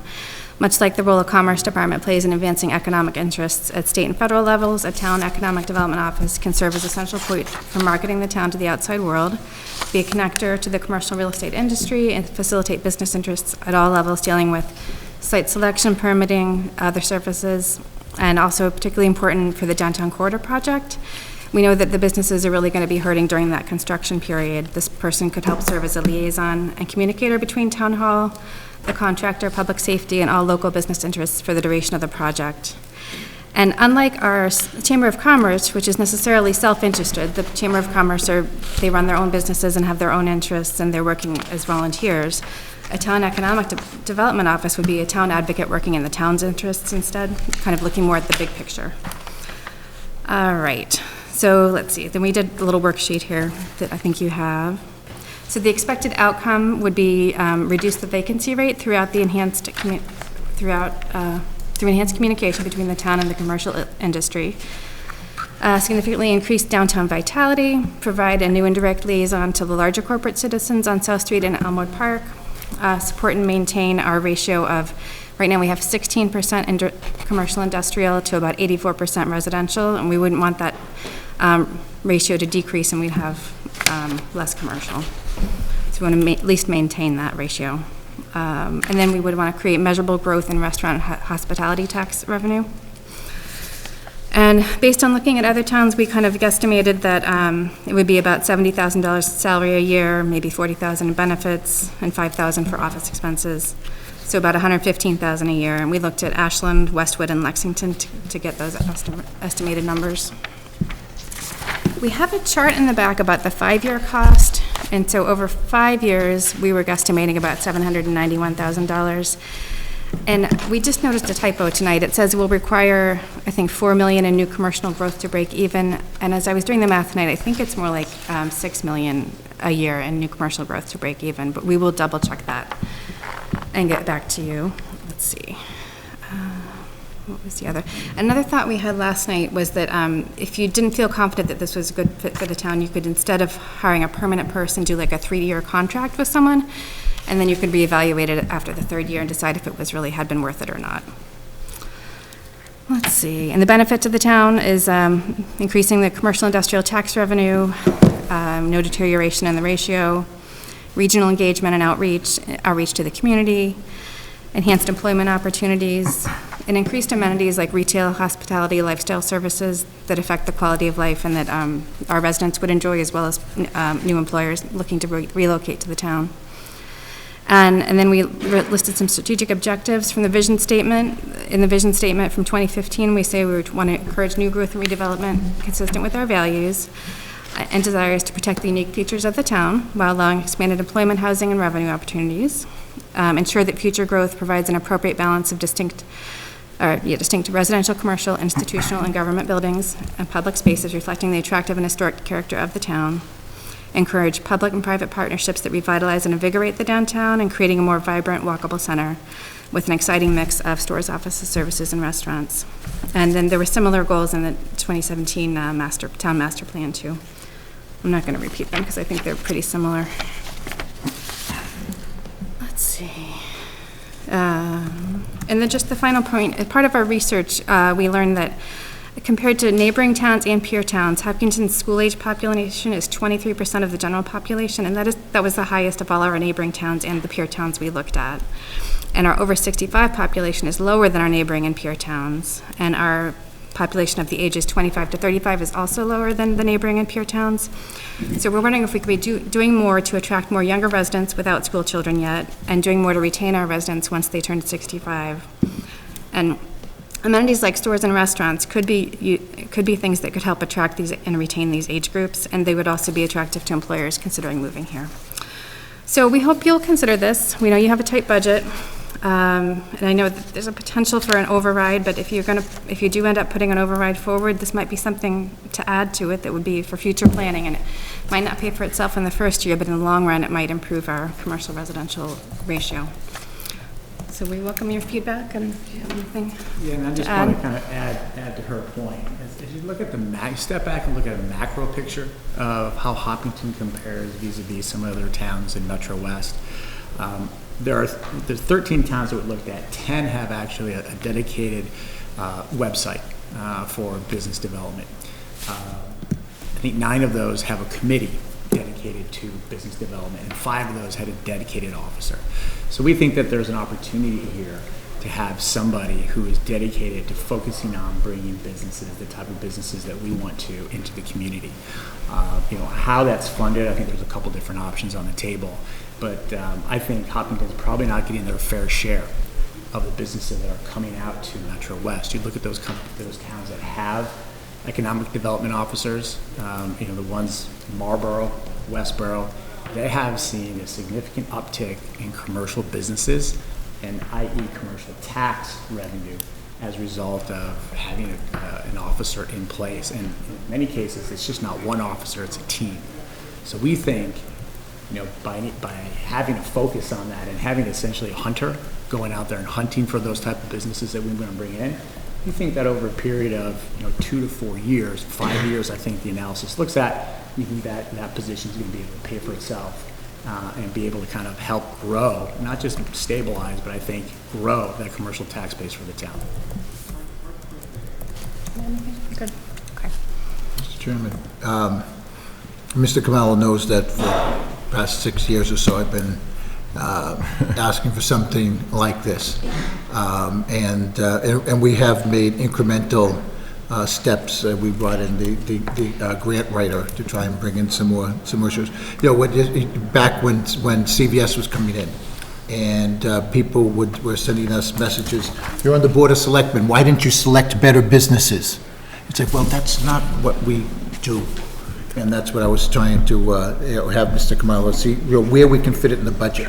And each year, we have tight budgets, so we've been trying to get it in there, but, we can continue to push. Because I worked on editing the one that you guys got at the growth study back with the 2020, which is now 2030. Because by the year 2020, we were supposed to have 20% business, and that's what 2020 was stood for. So now it's looking for 30% in 2030. We're not at 20. Good. So the growth study committee is working to figure out how we kind of manage the growth in town, right? And a lot of that is on the residential side, because that's what's really put a lot of pressure on us, and we'll talk about it with our budget here in a little bit. And so this idea comes out of trying to figure out, and I'm asking a question, I guess, it's trying to come out of figuring out how we slow the growth of residential by building the commercial. Is that the thinking? I think really more balance it, that we just keep getting more residential growth, more people apply to build homes, but if we lose a tenant on South Street, our commercial could go down, and we want to at least maintain that. If not, improve the properties on South Street so that they bring in more tax revenue. Yeah, so so it's the revenue side of things. Okay. The balance, yeah. So a couple of thoughts specific to that, and I think, 12 years ago or 15 years ago, 20 years ago, we were 12,000 people, and at the time we were a town administrator form of government, then we became a town manager form of government, and now we're 18,000 people headed to 22, right? So it's a different animal. I was in Gardner, Massachusetts last night. It's a city by charter, and they have 19 or 20,000 people, so they're not much bigger than us, and they're a city, and they have an economic development. And the city of Marlborough has an economic development officer. I've worked with that person. Marlborough has a team. Yeah. So I think the idea for Hopkinton is one that we need to seriously explore now. We've talked about the 2020 group and the 2030 group and the Chamber of Commerce and this group and that group, everybody trying to go out and find it, but it's everybody like herding cats. If we had somebody in town hall, I think it would be a lot more focused effort just by the nature of it. I think there was one, so I'm behind the idea. I don't know if we can do it this year yet or not. We got to figure out this budget thing, but I do think the time has come for Hopkinton. I don't think the one job description that I heard is the relitigation with businesses and town hall specific to the corridor project. I don't want that in the job description at all. We are building the corridor project. We're going to work with the businesses. We've already told them that, and Mr. Kamalo and Ms. Lazarus and myself and others on the board will handle that, okay? I don't want that person bogged down in relitigating what's been litigated 5 times now. And finally, I think another piece of the puzzle we need to sort out as we think it through is where would this position report into, or who would this person or team, I think it's going to start with a person, who would they report to, and let's make sure we get that right as well. I don't know what the answer to that is. I don't know if it's the town manager's office or who, but. From our research, it's usually with the town manager's office, or someone in the town manager's office. And the last thing, do we know the ratios of the towns that do have, and towns now, not the cities, but towns that have some form of position like this, what their ratios are for commercial versus residential? I think we're on the high end of resi, and we've been there forever. But if somebody's at 60 and they're at 60-40, I don't know if we want to go there either, because that means the town's going to change dramatically in its look and feel. I don't think, don't we have one of those in the slide? We did. I thought it was in the slideshow. The slides that we did at the public forum, Brian, and we can kind of double check on that. I think we're definitely on the high side of that. I mean, 60-40, we're not going to get there. It's just not going to happen. Right. But I think to the point of maybe if we get to 20%, that would be, I think, a huge win. And I don't think it's unattainable, right? But I think if you put a strategic 3-year plan and kind of say, hey, where's the delta going to be, and what does that person need to do? And I agree with you. Hunters have to hunt, right? This person's not going to be writing grants. He's not going to be he or she is not going to be relitigating whatever's going on. They're focused to go out there and find those businesses and bring those businesses into town, full stop. And we're thinking about companies like in Cambridge that are, bio startups that are now growing out of their spaces. When they're paying, they could pay half the square footage in Hopkinton they're paying in Cambridge, and their workforce has probably moved out to along the 495 corridor. It's like a win-win, but this person has to get in there Find and really go get them. I do think it's something that's, its time has come in Hopkinton, we just gotta figure out how to do it. Thank you. I agree with everything I've heard. One question, has there been any, have you looked at any kind of regional approach, or not a regional, but, multi-town approach where, because I think of like this 135 corridor, Upton, Hopkinton, Ashland, we're all in the same boat. And, Except we're better. Except go Hopkinton. We're the highest town in Middlesex County, so there you go. But have we looked at any of that? I mean, is there any kind of... That's a great point. I don't think we haven't looked at it necessarily in aggregate. I know we've reached out to the woman in Ashland, who's pretty enthusiastic about the job. But part of it is, and I didn't speak with her, but the sense was they don't want to tip their hand too much because they're competing, right? They're trying to bring businesses into Ashland vis-a-vis Hopkinton. So you'd have to everybody have to play nice in the sandbox in order for that to really work. And I'm going to be selfish here, and I'm going to say I want those businesses coming into Hopkinton, full stop. We could look into that if other towns do something shared and I that works. think you'd have to kind of look at it in terms of just not 135, but almost like a broader consortium. And then who wins? How do you split? If a big business comes into Hopkinton or gets into Marlboro and you're all in the consortium, does Marlboro get all the winning, or is it split? Well, no. I guess my thought was like if we're looking at Ashland and Upton, we're going to win every time because of our location. We're right off 495, right? But they may,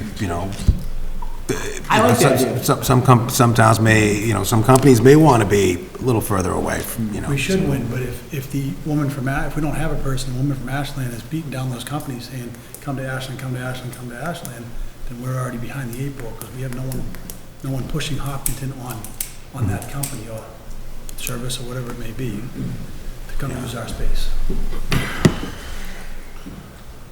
Mary Jo. Well, I was on the Economic Development Task Force in Franklin as a state representative years ago, and I have this little problem with Hopkinton. We want to stay countrified, et cetera, and look at what we've already done on the corner, with the spoon and added everything up there, and there's no parking, and it's very difficult, and across the street, the banks, and unless we have the room to spread out economic development, we can bring in some new businesses, some new business faces to the downtown, and we can modify South Street or bring some new business into South Street, but we have to have someplace to put more economic development if that's what you want to do. And when I was looking at the money that we're going to have for this person for an X number of years to make that money back, plus we're going to have to make more if it's going to be economic development. We're talking millions of dollars. And, within 5 years, 6 years, they have to be able to bring in millions of dollars to this town within 6 years. I am very skeptical that can happen with one person doing economic development. I think that everybody needs to be involved in it.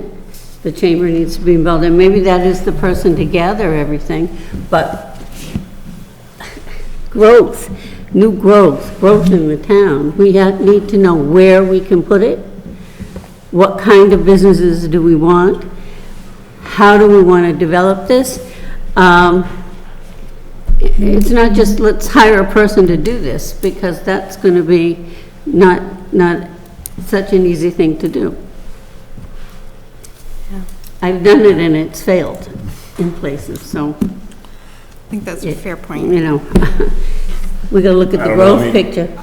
Mary Jo, I wake up every day saying, okay, where can I go find another project to work on? No one brings it to me. I have to go find it. And if I don't go find it, I don't make any money. So it's what a lot of people do for a living is they go out and make things happen. They make it rain. But And the right is- person, I think, could move the needle on our commercial tax base. But We're we're not gonna gonna- find out until we invest in that person and see what happens. We're gonna look at all over growth study, not just economic development growth study. I'm confused. We have to look at our residential growth study too, because we're gonna have to make big changes. if Yeah, we're well, gonna that's what I take asked it early forward. on. This is one piece of what these folks are looking at. It's a piece. It's just the revenue side for balancing it out a little bit. We still have a big residential growth problem in town, and that's a different thing to talk about. But the idea that the town should consider investing in an economic development officer, whatever you want to call him, you know, based on the fact that it hasn't worked in the past, we've never really focused on it in the past. The town of Hopkinton hasn't. And for somebody that's a professional sales type, that has professional salespeople that get up every day and say, what am I gonna do? And they got better go find something to do or they're gonna be out of a job. It can happen. It can happen. Through the chair, if I could, just to respond to Mary Jo's comment a little bit. We did, in our committee, but I don't think it made it into the document, we talked a lot about how this person will really need to do outreach with the community too, to find out what sort of businesses do the communities want, because that is important. If they try to bring in businesses that nobody wants anyway, then it's not going to work out. But, so part of the job should be outreach, I think, with the community, the businesses, the residents, especially those that live near the business zones. I mean, I think if you're able to define the job role very well and you find the right skill set, I think to Mr. Herr's point, you get a hunter, that person hunts. And they're out there to bring in that business and it'll pay for itself, right? The numbers, if that person hits the goals, and I'd incentivize that person. I would not necessarily put in just a staff salary. I think you can actually do it like a contract for 3 years. You invest $300K and you put a carrot out there for that person, a tiered carrot for hitting certain numbers. You get the right person. Well, I mean, you mentioned Marlboro, and I know with Cimarano Drive, and then with, they put in a lot of whole shopping centers. You know, with groceries, like the plaza we have up here, but they have them in a number of places in their community that has brought in a lot of money. But do we have land for something like that? Do we have the ability to do something like that? This is what... That'll be part of the broader kind of, I think, proposals that we bring forth or ideas that we bring forth. We know what the zoned areas are today, right? Can they be changed? Or we're going to report it back to the planning board to potentially make some recommendations. And I think it all has to work in concert together if it's going to be successful. Fair point. So, first of all, Fran, I miss having you on open space. I miss being there. Yeah, right. Amy, this presentation went in front of the planning board a It couple did. of weeks ago. How'd you guys vote on that? We did not vote on it. They actually had a lot of questions, asked us to do more research, which we have done in the meantime, but we have not brought it back to the planning board yet. They generally seemed favorable, but they wanted to see more numbers about how much it would need to bring in order to be revenue, at least neutral. Okay. I can bring it to them again, though, and let you know. So, we as a select board, by charter, we don't get involved in the day-to-day running.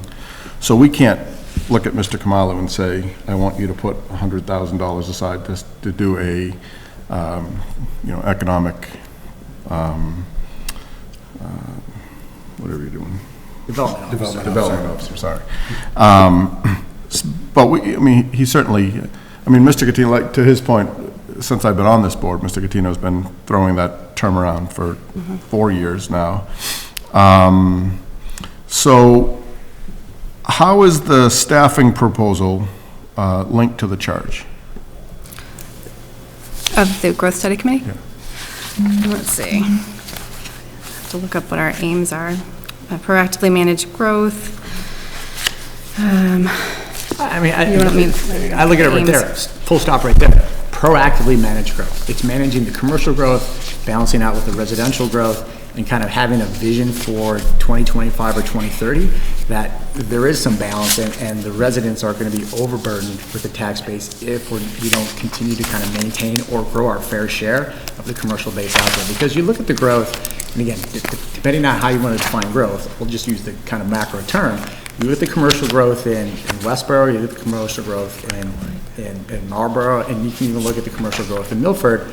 I would argue that they're growing at a higher rate, so their fair share of the market basket is increasing vis-a-vis what we have here in Hopkinton, right? And my goal, I think the goal here is, right, we don't necessarily have to beat them, but we want to be kind of there. If the tide is rising, we want to be rising equally as well. And then, I guess just kind of a procedural thing, you're just asking us to kind of float this around and get it in front of us, because obviously where your work isn't done, you wouldn't be saying. And we can't really make this happen. Right. We can just bring this idea that we've heard forward in our research. And it was nice, it was nice, it's kind of appropriate that you guys came before us today and we had those three businesses come before us.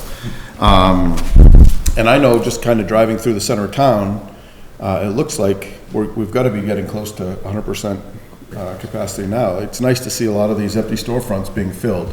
So, I think that Hopkins in the next couple of years will probably be a tough sell for a lot of these businesses with the Main Street Corridor project going on. I think I totally agree with you that, what would you say, we're 86-14 now? 84-16. 84-16. So 80-20 is a great benchmark to try to get to. 70-30 would be perfect. I don't want to be Westboro. I definitely don't want to be Marlboro. And I don't want to be Wellesley. So, there's definitely a balance in there, I think, for everything. But, I definitely thank you for coming up and making your presentation today. One quick one. How come we're such a hard sell to the planning board when there's two members of the planning board on the committee? I'm not a voting member. I just can visit and talk a little bit. When it's so based on planning and we're based on the extended look for the town and everything, why was it a hard sell for the planning board?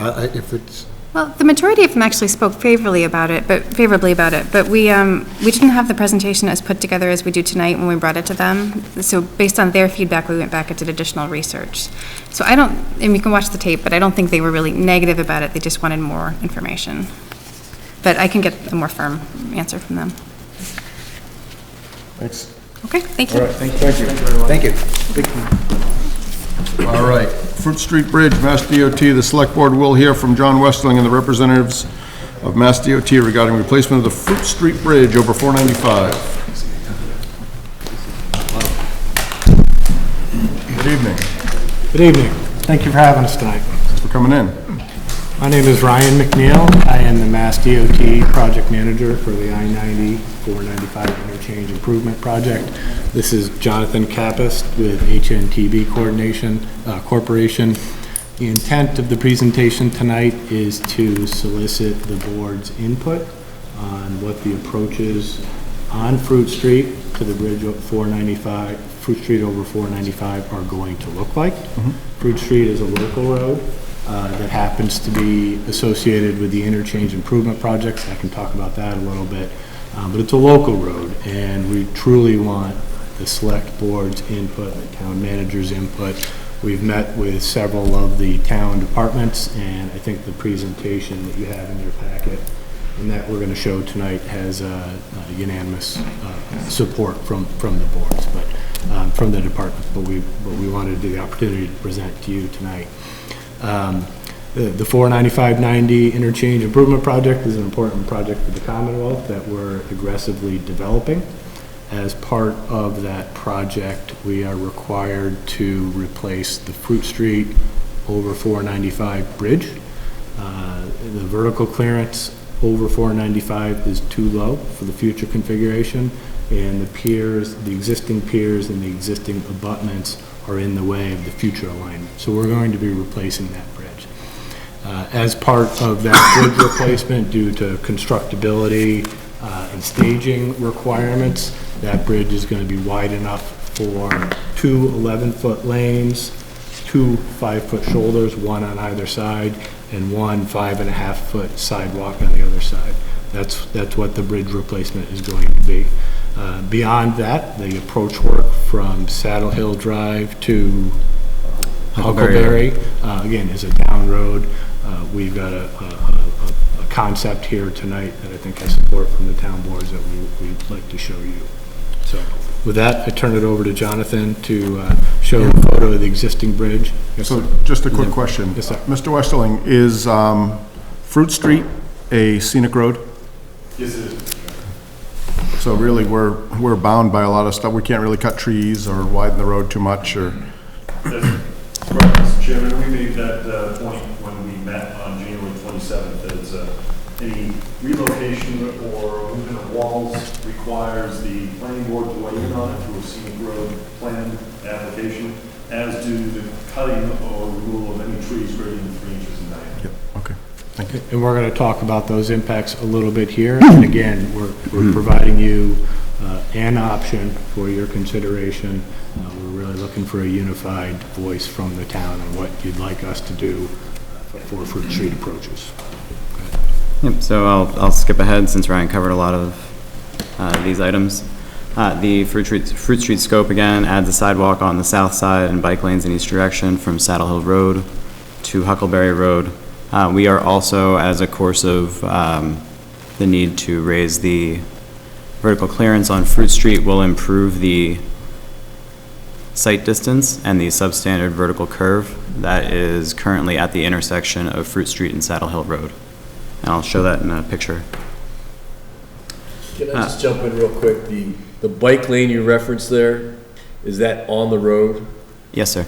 So it's in the pavement, it's in the right of way for the road? Yes. It won't be a raised bike lane or anything like that, so we don't need a lot of input about bike lanes, because it's just the way it's going to be done, right? Correct. In fact, because of the short nature of this project, we wouldn't actually mark it as a bike lane. It would just be a shoulder wide enough to be a bike lane. Probably best not to talk about bike lanes in Hopkinton. Yeah.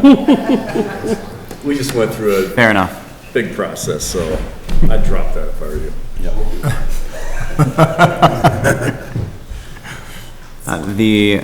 So the photo you see right here is a look at the existing bridge. On the Fruit Street Bridge, looking towards Saddle Hill Road, off in the distance is the substandard vertical curve. You can see here at a closer image, you can see that the car is just cresting over and you're fairly close to it, so there's not a lot of distance between you and being able to see over that curve. And just a couple other views. This is facing towards Huckleberry Road now. So the overall plan, starting from Huckleberry Road and traveling east, we would add a sidewalk on the southern side of the roadway.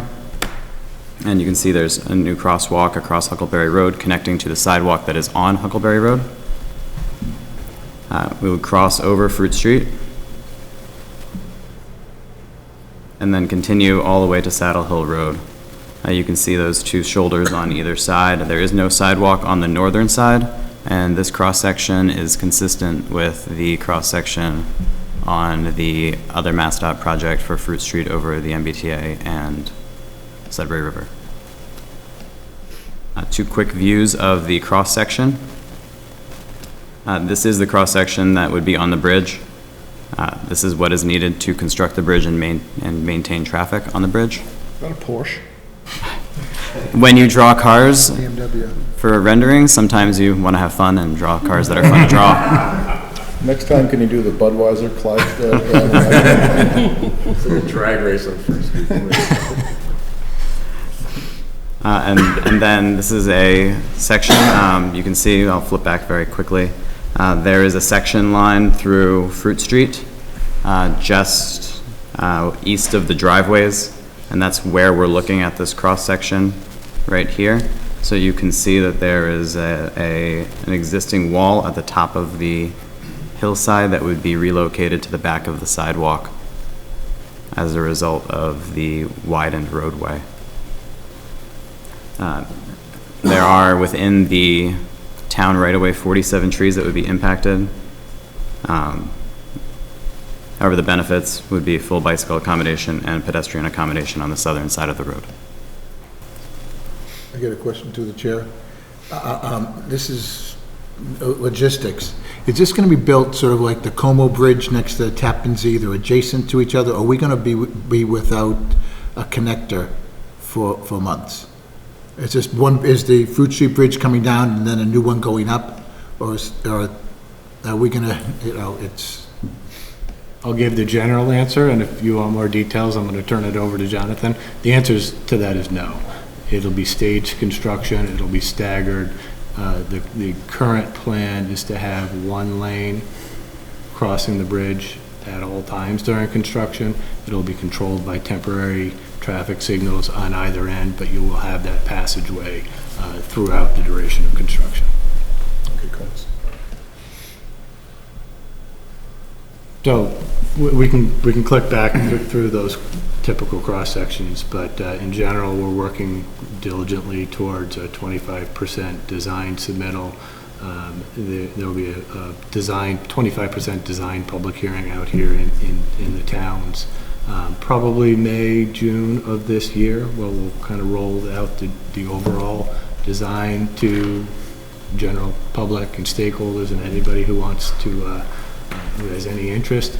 We've already had a couple dozen presentations in this building and across the street in Westboro and Bolton and kind of all over the place to really to kind of gather the regional feedback on the project in general, but alternatives and specific. All of those meetings have focused on the interchange.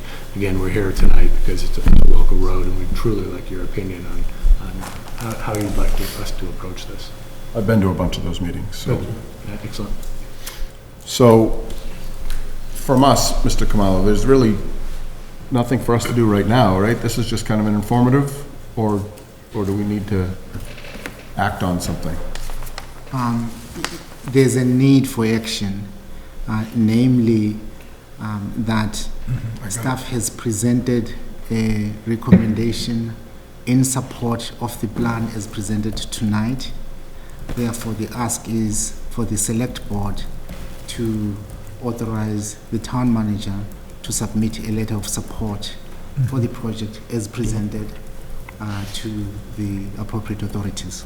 So then, through the chair, then I'll make a motion to submit a letter to MassDOT supporting the proposed improvements to the Fruit Street Bridge approaches as presented and discussed this evening. Excellent. I'll second that. Okay, any further discussion? Mr. Chair. Mr. Nasrullah. Is it DOT regulations that require the sidewalk and the bike lane on the bridge? Because when I look at this, there's no sidewalk leading up to it, and there's no sidewalk after it, so. Correct. It seems silly to have it there. We have this conversation quite a bit, and I don't know enough about the Main Street project to delve into the particulars of that project and the process that you went through. So then we won't. But I would say they're very much apples and oranges project. Yeah. This aspect, the Fruit Street aspect of this project is basically just a bridge replacement project. We are replacing that bridge. It's not a corridor improvement project. It's not in a town center. It's a local, I'm not sure what the functional classification of it is, but it's a bridge replacement project on a local road that doesn't have a lot of through traffic or connectivity. So for the bridge portion of it, we are providing the 5-foot shoulders on either side and the sidewalk. Generally how we do things these days, so that when we build infrastructure, it's built, it can be connected in the past. In regards to Fruit Street, again, it's a local road, so that's why we're here in front of you tonight, to hear your preferences. Okay. A significant percentage of the Hopkinton residents use that interchange, the 495 Pike interchange, all the time. And we all get stuck there, so we get it, and I don't think the town has any issue with improving that intersection anyway, and we'll support it any way we can. I saw one thing on the slide that will draw some ire in town, and you should be ready for it, not necessarily from me, but where I saw 47 trees were impacted. That will cause a stir. So we're gonna need to address that one way or the other. It used to be 3 things in town got everyone crazed: trees, trash, and trails. Now you can add bike lanes to that discussion, and you've got 2 of the 4 in that slide there. So I think we just need to be ready for that and figure out why we have to take out 47 trees or do whatever we got to do with 47 trees. Some folks will be concerned about that, and I think rightly so, but I support the project and I support improving the intersection in general. And that's a fantastic point. And again, that's why we're here in front of this board tonight, and that's why we're looking for a consistent, across-the-board opinion, support from the town, realizing that we'll go to the planning board for those trees. But again, if it's a town decision to do this with the pros and the cons, that might be a little bit an easier avenue. So I'd encourage you to do whatever due diligence you feel like you need at this level, but also other boards and speak with your other departments and kind of get a consistent voice. This is an important project for the Commonwealth and we're developing it aggressively, and I want to make the town Fruit Street part of the process as efficient and seamless as possible. I'm not interested in kind of battling against across department. So I really appreciate a consistent message from the town. Appreciate you coming up and taking the time to make the presentation. Happy to do so. That said, all in favor? Aye. All opposed? Abstained? Carries. Thank you. Thank you. Thank you. FY21 budget review. The select board will review the FY21 capital requests. Mr. Kamalo. At its last meeting, the select board reviewed the operating budgets from the town side. Tonight, we are looking strictly at the capital projects. And first on the list, I think we're going to make it very simple. I think we'll ask the police department to present your capital articles.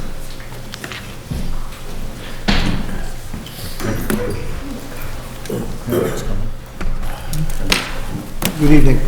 Good evening. Through the chair, on behalf of Chief Lee, apologize for him, he can't be here, he's also sick. This year, we're requesting one capital item, $153,000 to replace 3 cruisers. Those are replacements, not expansions. Lieutenant Porter oversees all the vehicle maintenance and manages the capital, so I brought him if you have any questions.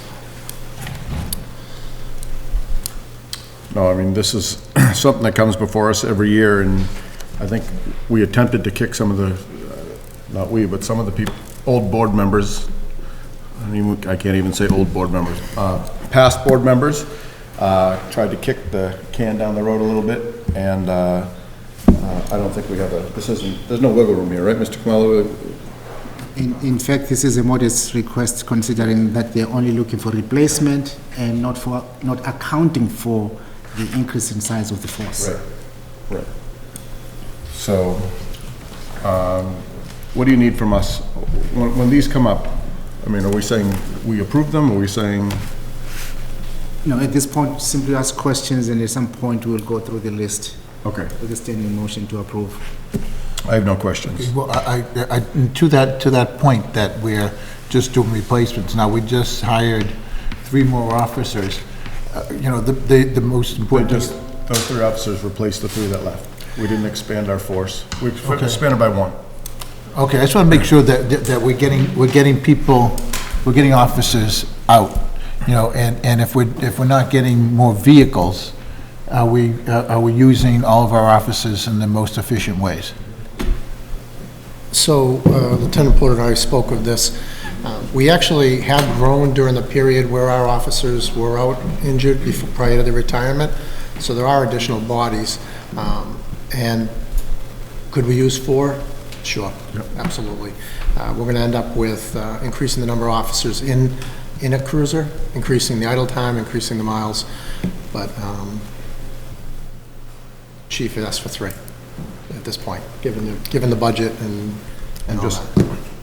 I'm just going in my head picturing 2 of the old Don Day and John Litchfield in the same cruiser, and it's very comical.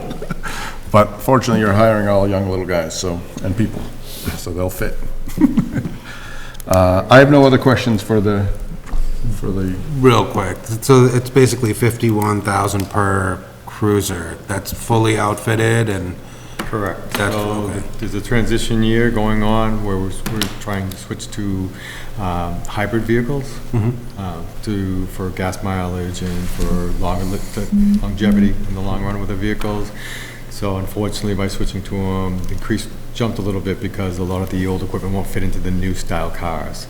Once we start transitioning over, we'll start seeing a level playing on the transition fees. Additionally, Lieutenant manages a replacement program. We don't replace every single thing in the car. You know, there's technology that is on a replacement cycle, and depending on what he can, he replaces when he can. You know, a model change is devastating. It's all new cages and everything. So, you know, we try to get, 5 years out of our modems and laptops, and the radios last even longer. So all those components are on their own replacement cycle, as well as the cars. So that's kind of what I was getting at, is like the technology is going to be included in the 51, right? That's enough to, yes, sir, to get you up and running again. Yes. Okay. I don't know if you guys can answer this or not, but is that number, that 153,000, is that net of trade, or is that? That does not include the trade. Okay. Perfect. And Mr. Stickney's you've been working with Mr. Stickney to auction the cars? We're going to try that? Yes, so we're going to try, we don't get any money Not from necessarily. MHQ. Yeah. So we're going to try this year to put ourselves put the deals out to bid. Yep. And see if we can create greater revenue. I have a suggestion. At the carnival, a buck a whack with the sledgehammer, and then when you're done, donate it to the fire department for training. Sell tickets to that. There you go. Get your 4th cruiser. Okay. But thanks, guys. Thank you all. That's it? Nothing else, no That's other it. fun things? Okay. Unfortunately, not this year. Hearing nothing else? Yeah, through the chair, next is the fire department with 3 requests. Okay. Good evening, Chief. Mr. Kamala, are all these capital items going to be on free cash, or what are you thinking as far as funding? If you look at, I think it's Exhibit 5, we have identified the possible funding sources. And specifically for the police department,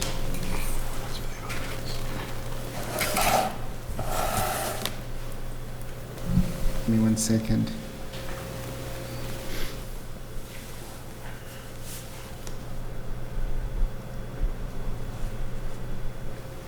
So we got these pay as you go. Yeah. The funding source should be, I'm assuming it's free cash, but I'll get to that specifically, Mr. K. 1 second. Elaine, do you have another copy, a hard copy of that?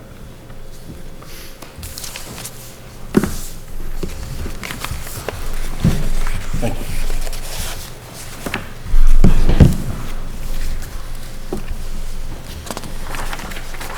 While he's going, Chief, let's have it. We got it last week. So I have 3 capital items. The first one is a receiver site.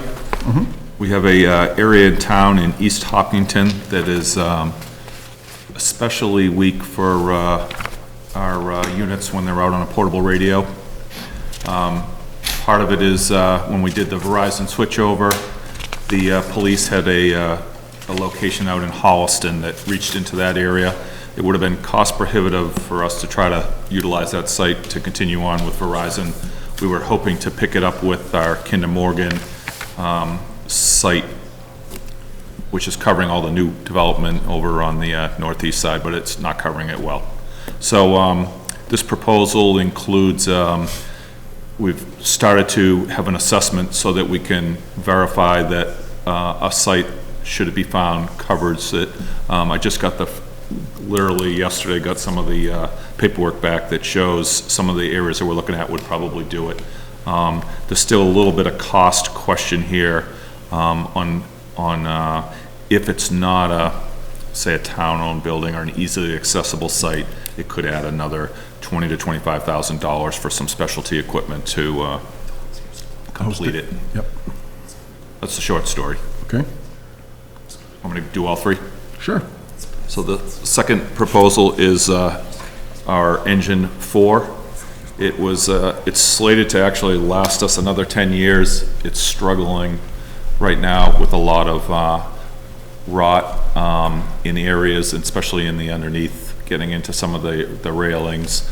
So I don't know if you have the report, but we did an extensive report on it.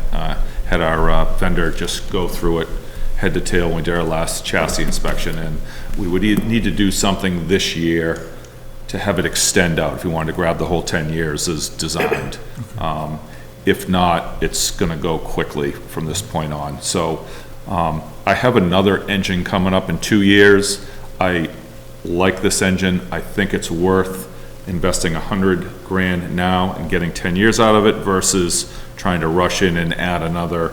Today's money is $650,000 for an engine. So there's a little bit of math there. Talked it through with the finance people. I think it's kind of a judgment call on everybody. For me, knowing we have another engine coming in 2 years, a fire station, public safety study, I think this might be the opportunity to do this type of a refurbishment. The 100,000 is, I built in a little extra to make sure it will come in. There's been some unknowns on a engine, but I think this is the right one to do it. Yep. And then the station alerting upgrade? In the, I'm sorry. Station alerting upgrade? So station alerting, just part of with the reconnecting of the, how should I say this? The one we put in about 6 years ago is connected with an old fire alarm wire. When we do downtowning, we were doing some studying of conduit to lay. The opportunity to switch to fiber right now and to have a piece of equipment that would go to another public safety building, the existing equipment won't do it. So we just kind of assessed it right now. You'd have to come up with something to reconnect them anyways. So I think it's worth spending the money right now to get the upgraded piece of equipment. It would also add a final piece that we currently can open 2 doors only from the dispatch center to the fire station when we're all gone. It would take this next step where we just got the new doors in, the new door equipment, and this piece of equipment would actually do all the doors remotely. So those are the 3 things that said it's worth doing it now than trying to push it out 5 years from now and spend some money on the existing equipment and trying to keep it going. Thanks, Chief. Board? Nothing? Question. Nothing? Good. Thank you. Great job, Chief. Thanks, Chief. Thank you.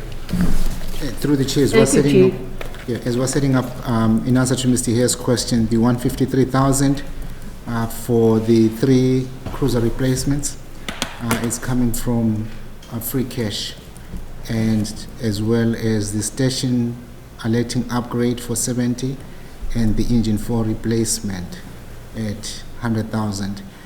If you look at the exhibit that we included in your meeting packet, town manager is recommending 0 for the communication receiver side because we believe we can work with the chief to find some funding this year to get that done. It's urgent, it needs to be done. Okay. Thank you. Who's next on the agenda? Yeah, next is IT.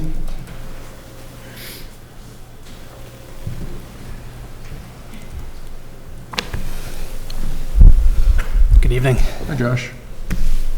How are you? I'm doing great. How are you? Welcome aboard. Thank you. I've got 4 capital requests for technology this year. The first is $55,000.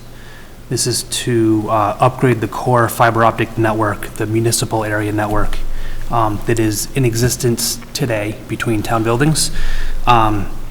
This is really being opportunistic in kind of jumping on the downtown corridor project and being able to upsize that fiber.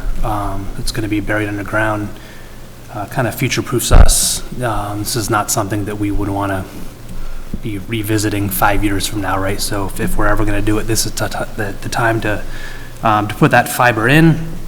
And it's also the last step required in order to allow us to move the town's data center from town hall to the police department. So that's something that we started that project with the firewall upgrade that was done last year. This would allow us to complete that, gives us our data center in a building that's staffed 24/7, backup power, right? There's a lot of reasons that makes sense. allows us to keep the existing hub at Town Hall as well. So this gives us flexibility in future years for backup redundancy, ability to have a hot site here at the Town Hall. Okay, thank you. Second is a routine ongoing request we do on a yearly basis just for the planned replacement of computers for town staff. So this is something that we spread out over a refresh cycle. We don't have the resources to replace all 170 town employee computers in any one particular year. So we do this kind of on an ongoing basis. Earmark a 3.5-year lifespan for laptops, a 5+ year lifespan for desktops, and just recycle them on that pattern. The request for this year is $43,700. That lets us do 39 devices. Third request is for $34,420. This is to replace 4 of the town's oldest multifunction printers. So these are the large floor-standing MFPs, copy, print, scan, fax. Yes, they still fax. And so the 4 that we're replacing, again, are the oldest in the fleet of 14 that we have. So by October of this calendar year, these devices will be between 7 and 10 years old. We've gotten our money's worth out of the existing 4. And then lastly is fire department, police department exterior camera replacements. These are for 4 remaining cameras at police and fire that were installed as part of the original buildings and are just due for replacement at this point. Of note for the fire department and police department cameras, we've asked and budgeted for $34,931. 2 of those 4 cameras that are planned to be replaced are remote at the police department. So these are external cameras not mounted on the building. So there's some underground conduit that's part of that. This is on the high end, assuming the worst. So once work, if approved, once work were to commence, there is a chance that on the most best case scenario is that this could decrease by $12,000 to $13,000, right? But we won't know that until. Absolutely not. The best case scenario is it will decrease by $34,931. Sure. Semantics. A pretty good scenario is $12,000. Free cash is the funding source for all of the 4. That's great. Thank you. Yeah, this is very nominal. This is, considering the size of our town and everything else, this is great. All right. Thank you. Board have anything? Nope. You lost me on IT, so I still have an Atari at home, so. Excellent. You're on your own. Thank you. Thanks, Josh. Thank you. Next is facilities.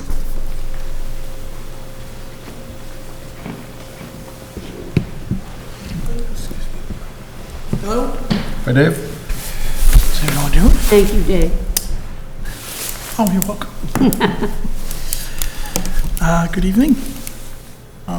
First off, under the pay-as-you-go, we have a police station roof repair, more of a re-shingling of the police station.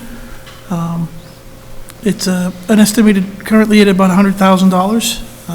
Most of it's because, it'll be a costly type of project. We're still negotiating with the solar company for the process of removing those solar panels, possibly upgrading them, and returning them to where they are.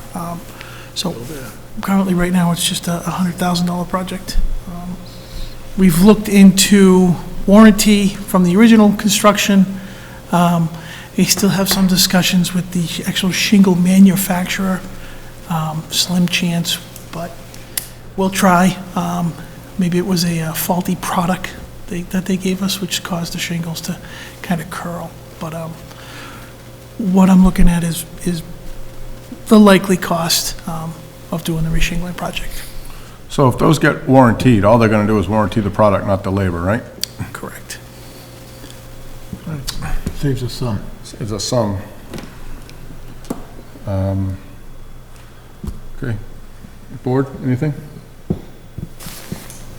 Is that it, Dave? Just the one? Oh, That's no. one that's, No, he's gonna. No, under general fund, I have the town hall parking lot construction, and this is the construction of a parking lot on the old MassDOT property behind town hall. Yep. It was last town meeting, I think approved funding to purchase that property. It's a $300,000. And that would be for a parking lot with lights. So there is a bit of a cost there associated with providing a load center for the lights. Right now, it would be to demolish the existing building, but that's still to be determined at a final date, I think. Yeah, we can't we can't demolish something we don't own yet. Correct. So, So this is the parking lot on Walcott Street we're talking about? Correct. Okay. how many spaces? A draft layout of the parking lot was about 30 spaces. 30? Good. Okay. And it includes the cost for design, permitting, construction, the whole. Yep. There's a permitting process. Is a. All right. And the last one. Yeah, I don't even think you need to get into the. I don't want to bring up, I don't want to. Thank you for your time. Exactly. I don't want to bring up the last one if I don't have to. Yeah, no, you don't even have to get into it. Okay. We're running late, and that's, All right. we're not even going to So talk it's about that. just those two items. All right. Thank you. To the people at home, we just saved you 15 million bucks. So, when I see it the spoon, don't yell at me. Okay, John, quickly, before we get to the schools. All right. Yeah, John, yeah. Good evening again. Through the chair, I am here representing capital requests for 3 divisions within the Department of Public Works. Do you have any particular order that you prefer?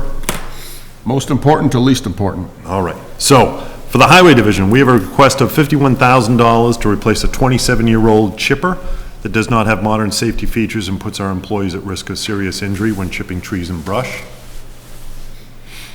The next is $84,000 for the addition of a mini excavator, which costs $66,500, a trailer to haul it at $7,900, and a hammer at $8,900 to assist with winter burials in our cemeteries and excavations in our streets. Mini excavator will improve the efficiency of our operations in our cemeteries and reduce the disruptions to existing burial plots, and help the DPW to conform to the new Department of Labor standards laws related to safety. We have a request of $255,000 to replace an 18-year-old street sweeper. This is one of 2 street sweepers that are necessary to clean more than 110 miles of public streets, which takes us about 4 months to complete with 2 sweepers. Our street sweeping requirements increased by 50% last year as a requirement of the EPA's National Pollutant Discharge Elimination System permit, which now requires us to sweep half of our streets twice per year. Once in the spring and once in the fall, once all the leaves fall off the trees. And those are the streets down towards Milford, which are in the Charles River Basin. It's in an effort to reduce phosphorus loading.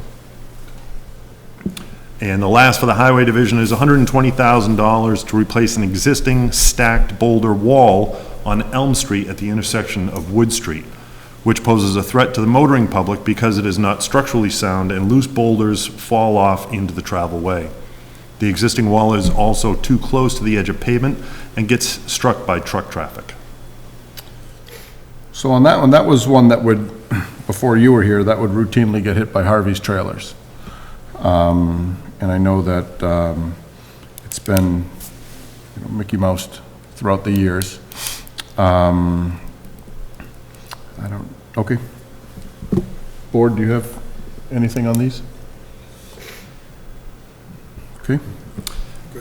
The next is for the Sewer Enterprise Fund. There is one request there of $53,000 to replace an 8-year-old pickup truck that has 106,000 miles on it and a repair history of $25,000. And that truck is integral to our daily operations in the Sewer Division. Okay.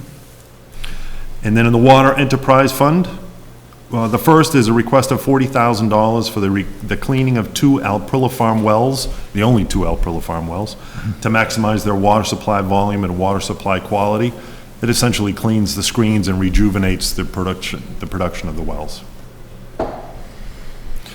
We also have a request of $275,000 to replace 900 feet of cast iron water main on Woody Island Road that is the sole domestic and firefighting water supply for 14 homes. The existing water main burst last fall, and during our repair, we discovered a paper-thin walled water pipe that has corroded over time and will only be a matter of time before it bursts again. And then we have a placeholder request of $195,000 for the engineering costs associated with the next steps related to the regulatory approval of the Pratt Farm well field, including but not limited to preparation of the Water Management Act permit, the Environmental Notification Form, and the Interbasin Transfer Act. And that is a placeholder because we are currently evaluating the option or the possibility of having two uses on that property. CSA. Which stands for Community-Supported Community-Supported Agriculture. Thank you very much. And how that can work together with a well field on the property. And the last is a placeholder request of $6.5 million for the replacement of the second Grove Street water tank to comply with DEP requirements and to construct a high-pressure water system. This tank provides operating storage, emergency storage, and equalization storage. The high-pressure system will improve the necessary domestic and firefighting water pressures to the greater downtown area around Grove Street, Hayden Row, and the high school. So, board? No? Good. Real quick on the Grove Street tank replacement. How urgent is that? That was my question. Through the chair, we have two tanks there. 2 years ago, we replaced the beautiful blue one that's there now. The older one, it has been inspected, and we found that the interior lining of that tank has deteriorated, and there is also rot and general deterioration of the rivets and the steel inside. So how urgent is it? We have been asking DEP for some leeway as we evaluate our options, and they have done that and allowed us 2 years' time worth of delaying our option that we select. So it's imminent if we don't go back to DEP with a plan and a timeline and a funding source, that they will likely come through with a consent order for us to make immediate, either taking that tank offline, well, that's what they would do, but we would then have to come up with a plan to replace it because we need that for equalization, emergency storage. So we don't have a lot of options left other than to replace it in some form. And there are a few options that we're evaluating as staff with our engineers and our finance department at the town manager's office. But it's replacement of the tank and construction of a high-pressure system in that greater downtown area. Was that $6.5 million in the debt schedule that we used as we calculated and decided on the rates for last year or this year, I guess? Yes, it was. So we kind of budgeted for it a little bit already, but when we made those increases on the water rates and sewer rates. So through the chair, we are looking at what the impact of that will do to the rates. There's been some inflation of the cost due to material costs and the like, but we are looking at, before we come through with a final recommendation, what that will do to the rate structure before we make our final approval, final recommendation.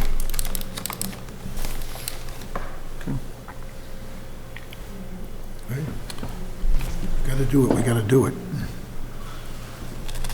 I have a question. Super Duty utility truck and then street sweeper, are they both sweepers? Through the chair, the Super Duty truck, which It's the last one under project. It's 96,000, which Mr. Kamalo recommended. Nothing, but no that action. was 96,000 and That's then. not a street sweeper, that's a truck. So Okay, through he the didn't chair. mention it, so, and then we had the street sweeper, so, The reason I didn't mention it was because it wasn't moved forward through the town manager's review. okay. But Mr. Westerling, is the reason tank number 2 is in questionable status. I'm trying to figure out, I've been hit recently with a few people that were asking why that temporary fencing remains around those water tanks. It's a permanent fence now. That's a permanent fence? Yeah. Mr. Chairman, are you referring to the 6-foot cyclone fence that's around that? I don't know if it's cyclone. Chain link fence. Yeah. So that was there previously at a smaller area, but we found that there was some lead paint contamination in that soil, so we expanded it to a small degree out towards Grove Street, just to contain all of that area. But fencing around water tanks is required anyway. You'll see up at West Main Street, there's also a fence around that one to limit anyone's ability to access the property, to mess with the controls, to climb the tank. Not that we've ever climbed the tanks as kids.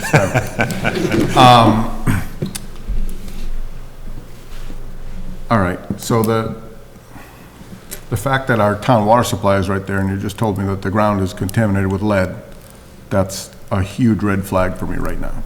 So for clarification, I perhaps misspoke. It's not a source of water supply, it's water storage.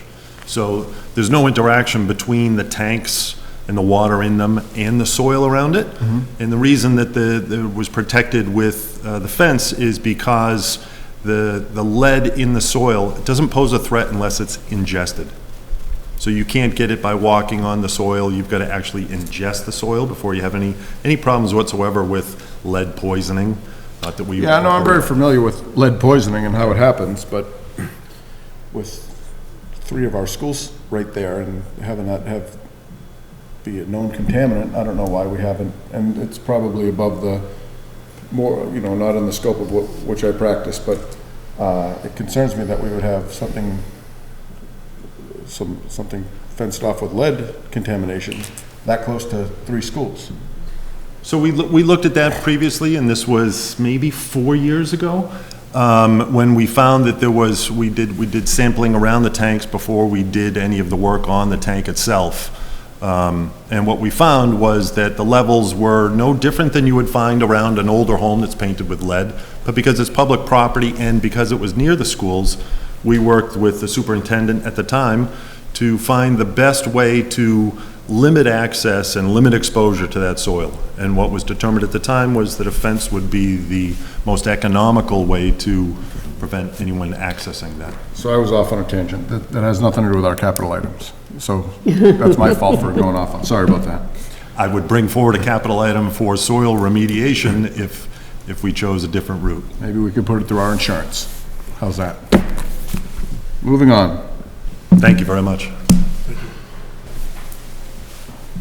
Schools?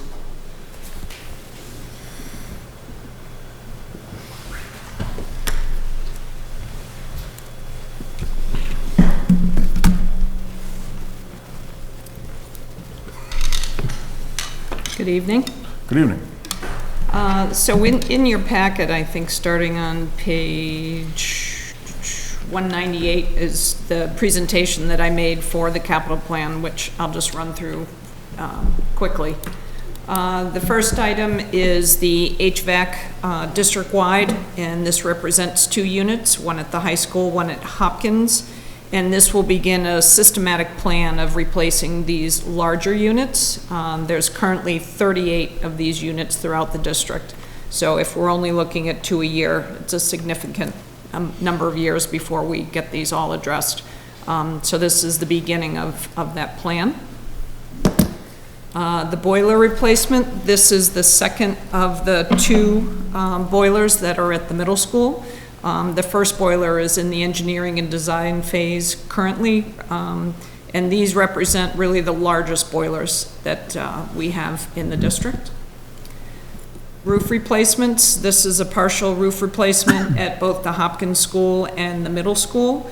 There was an engineering test done on the roofs to determine which ones were in need of replacement, which ones could be repaired and the life extended a little bit. Just as a point of reference, in 2016, when we did the roof at the Hopkins, there was an ad alternate to do the remaining part of the roof that was not funded at town meeting. So this is that other piece of the roof that was part of that bid that was done in 2016. So, and even at that, some of this will still just be repaired and some will be replaced. They do believe that they can repair and extend the life of a section of the Hopkins roof. The middle school roof, there is a significant amount that will be replaced. There are parts of the roof that are covered with solar. Those are not part of the scope, so those will not be touched at this time. The vehicle, this would represent an addition to the fleet for the maintenance staff. Currently, there are 3 trucks for 8 maintenance staff, and the vehicles are used for maintenance, towing, plowing, sanding, et cetera, throughout the district, and just increasing that fleet will improve the efficiency and effectiveness if there are more vehicles for the staff. System-wide security upgrades, this is the continuation, or the final year actually, of the camera installations throughout the district, and these were outlined in the Security Task Force Technology Assessment Plan. Technology upgrades, these would represent an upgrade to the phone system, which is actually a town-wide, so that will be coordinated with Josh. It's a town-wide replacement. And the bell system for the schools. So the district and the town IP offices and voicemail servers are at risk of failure without an upgrade, and the bell system is over 20 years old. The Elmwood feasibility study is to procure a study document to look at the educational program, generate an initial space summary, document existing conditions, establish design parameters, and develop and evaluate alternatives for the Elmwood School to be presented to the Mass School Building Authority. As you know, we submitted an SOI last year to be invited in for Elmwood. We have since been denied this past December, January, and we're in the process of submitting another statement of interest. And we would not hear about that until, again, next December, January. The White House exterior renovation, this would be replacement of the roof, replacing siding as needed, and the windows to continue to renovate the building. So the interior was renovated during the summer. There are currently both students and offices that are occupying this building. The costs were put together from an engineering report that was done by Habib. And the wetlands order of conditions, this is to increase the amount of appropriated to complete the wetland restoration. This wetland restoration is actually from the original development of fields when the high school was built. So it's a very old order of conditions. The full cost to do what is required costs $100,000. We had put forward that $100,000 last year. It was reduced to $40,000. So this is to get the remaining appropriation to get to that $100,000 and close out that order of conditions. Board? Is that it? That's it. I struggle with the White House exterior work. I get what's going on inside, and I like the programming that's going on in there. I mean, I jog by there a lot. It's not perfect. I don't know if it's leaking or anything like that, but it's just a lot of money, it seems, for that scope of work. It's not not going to move the needle a whole lot, but we're going to have to still keep trying to figure out where we can save some money this year for the taxpayers. So that's what I struggle with a little bit. I will say that if you go up into the attic and you look at the roof, you see through it. There's pinholes everywhere. It looks like stars. Okay. So that's the unfortunate side about it. And of course, the fascia boards are missing, so there's squirrels and birds that live in there as well. So as long as we have animals that are infiltrating the building, it will continue to be bad condition. I don't question the need for it. That $206,000 is a giant number. Giant. Yeah, and again, it was lifted right from the Habib engineering report.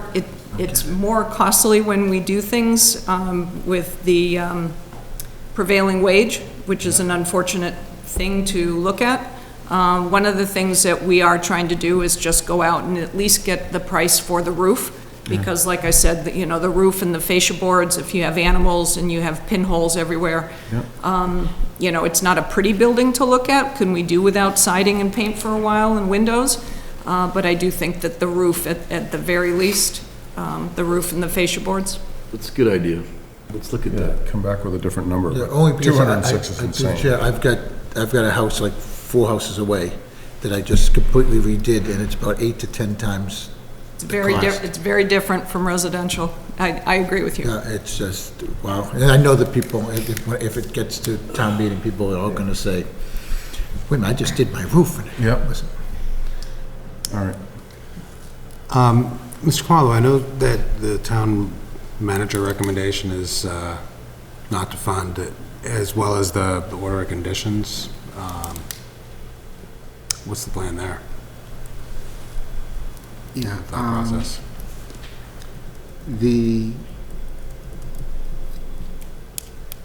I had the same sentiment regarding the White House. The wetland order of conditions, if there's a way to find funds in FY20 to do this, that could be one avenue we could look into. But this is an issue that has been out there for a while. I didn't see any immediate need for us to do this, given the other things we want to fund in the budget. Sure. And I'm trying to wrap my head around the Elmwood feasibility study. $700,000 is a pretty expensive gamble. I wouldn't do that at my house with my funds. I have a hard time justifying the town to do it on a gamble. $700,000. Right. I mean, the hope would be that we would be invited in with this next statement of interest. I will say that the school committee is looking at putting together a community engagement group to elicit more discussions around both the capacity study that was done, the enrollment studies that were done, and really what is the future, looking at the enrollment and the overcrowding in each of our buildings. What does it mean for each of these buildings, and how does that then flow into some type of feasibility study? Yeah. So I think there's still more discussions. Do the chair, no, I saw the presentation with the new Elmwood School and the other marathon, and it works great. But for the people that are watching, can you explain the 700,000? And I know we do this every year. And what happens with it? Do we lose the whole 700,000 if we're not invited in? What do we get back, just so people understand before the town meeting, because we're going to have to explain it again at town meeting. Correct. So if we would follow the MSBA process. So the whole hope would be that we would be invited in, and then it would be reimbursable. There is always a potential that we never get invited in. So, that is a very unfortunate reality to the MSBA and the building process. There are very few schools that are invited in, and typically their condition is much worse than where we are with the Elmwood School in the eyes of the rating system that the MSBA has put forward, not our eyes, the state's eyes. They have very specific criteria and ratings that they put out there for the schools. And we do a good job of maintaining that school. So condition-wise, it's not a failing building. Enrollment-wise, we're squeezed. And then you take that and multiply it by all of our buildings, and we're squeezed everywhere. So if I could do a follow-up to the chair. So do you see it as a good bet? Because, we might be going up against some city schools that are really in tough shape, and are we throwing good money after bad? Do we wait a little while? Or, is this the right time, just in case? Well, we have time between now and town meeting. We are in discussions with Representative Dykema in the hopes of also having another meeting with the MSBA.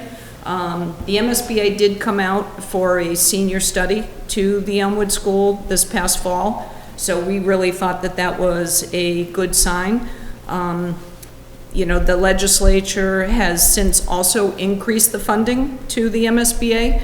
So is there a chance that we would get in? You know, again, it is a gamble, but we will have further conversations with the MSBA, hopefully soon and before town meeting. But, you know, the path is that, you know, we would absolutely want to partner with the MSBA. Through the chair, if I may add, these are certainly conversations going on at the school committee level about the feasibility study and the plan going forward. We're very thankful that the town has supported in both at the special town meeting and also the special election yesterday in funding these portable classrooms at Elmwood. So there is a conversation coming up this Thursday at the school committee, looking at the capacity study, what is, you know, how are the growth patterns, and also as Mr. Rothermick alluded to, a community engagement committee that would look to elicit responses from the community, look to see what would the future hold. And so we are certainly going through the process. When this was originally recommended by the school committee from a timeline perspective, it was in the December timeframe, so those conversations are certainly happening. Okay. You good? One follow-up, because that's what I was worried about. Since we just voted for the new classrooms, will the group look at that and say, well, wait a minute, you guys did a great Band-Aid, you really don't need it right now? And that's what my worry is, that we did something really good. Well, we did a great Band-Aid, but did we hurt ourselves by doing that Band-Aid? The reality is they could look at it that way, but going into next year, we have to have places to put children, so. All right, thank you. Mr. Kamalo. In terms of next steps, I believe at the next scheduled select board meeting, we'll be asking the board to take positions on the articles as well as the operating budgets. Okay, so we're all set with the annual town meeting articles right now? That's next. Okay. So, Mr. Kamal, we'll be asked to take positions. I'm sorry. On articles that town meeting would be asking our position on. We don't have to take positions on every article because town meeting won't even ask what our opinion is on some of these. To be specific, the select board will need to vote on a budget to be forwarded to the appropriations committee.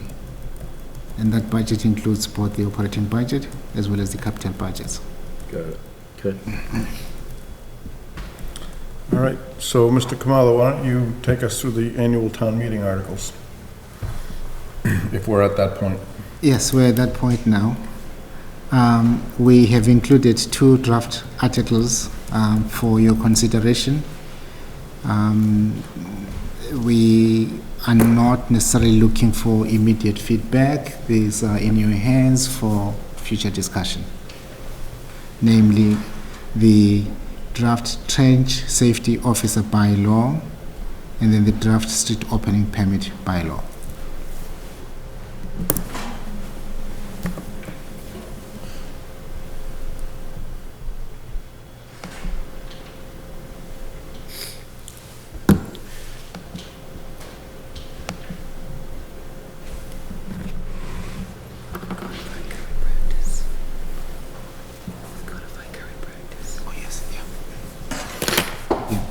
Again, as the assistant town manager is reminding me, both don't represent any substantial change. They are simply codifying current practice. Okay. Well, what do you need from us, Mr. Kamala? Nothing right now. Move forward. Think about it. Good, we'll think about it. Moving forward.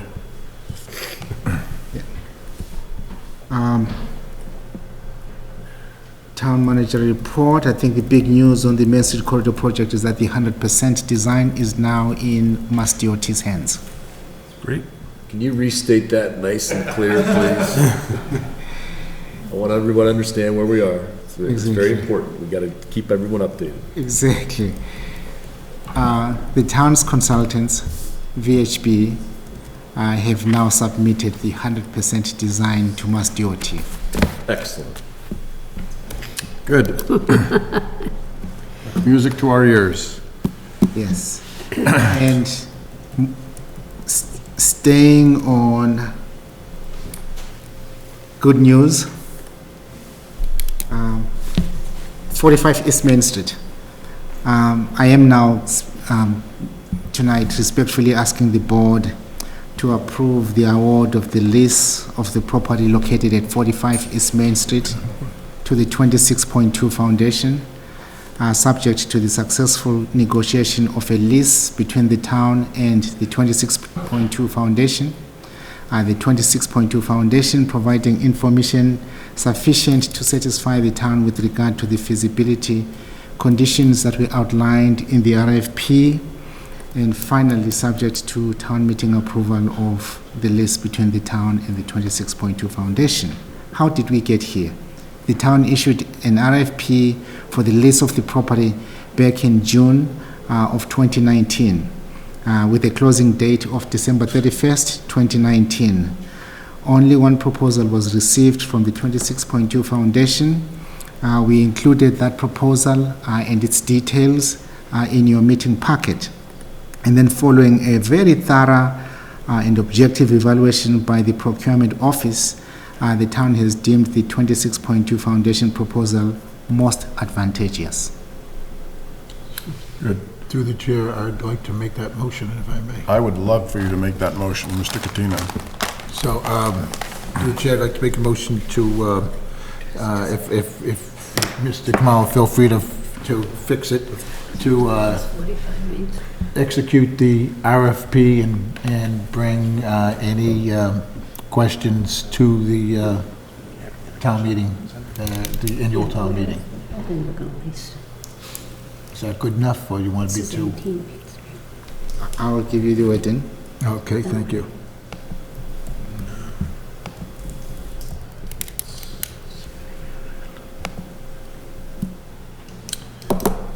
This is a big step in this process. This is going to be a wonderful addition to the town, this International Marathon Center. Is it me, or is the 6-month RFP process beyond the norm? Like, that was more than welcoming for others to respond. Yes, twofold. One, we wanted to give enough notice for interested parties to respond, and also the responses required heavy lifting on the part of the proponents, so we felt they needed more time to put together their proposals. Yeah, so we went out of our way. I just want to make sure we were more than accommodating if anybody else wanted to get in on it. Where is 45 Main Street? 45 East Main. Yeah, It says East Main. It Yeah. said Main Street, and I was like, East Main, I thought it was, but I wasn't sure. It's where the hockey rink was going. In terms of the motion, if the board is so inclined, move that the select board vote to approve of the award of the lease of property located at 45 East Main Street to the 26.2 Foundation, subject to, number one, the successful negotiation of a lease between the town and the 26.2 Foundation. Number two, the 26.2 Foundation providing information sufficient to satisfy the town with regard to the feasibility conditions set forth in Exhibit 2 of the request for proposals. And number three, town meeting approval. And further, to authorize the town manager to negotiate a lease with the 26.2 Foundation, as the board has always requested, with the assistance of town council. So moved. Second. Any further discussion? I see Mr. Kilduff. I don't want you to come up here. We're running late. Show a thumbs up or thumbs down. Are you good with this? Hearing no further discussion. All in favor? Aye. All opposed? Abstain? It carries. Thank you. Item C, do we need to do anything on C right now? We just talked about that. Mr. Kamala? Your item C, the policy review of the marijuana testing lab, is that closing the barn door after the horses got out, or do we have to do anything there? Yes. We provided the board a draft policy for your review. Hopefully the board will be inclined to put this on the agenda for formal adoption at your next scheduled meeting. Yes, please do. Okay. That it? That's it. Liaison reports. Mr. Herr, from 30,000 feet. Nothing to report. Catino. I was at the, oh, come on, I'm sorry, I go to a lot of things. Let's go, sum it up.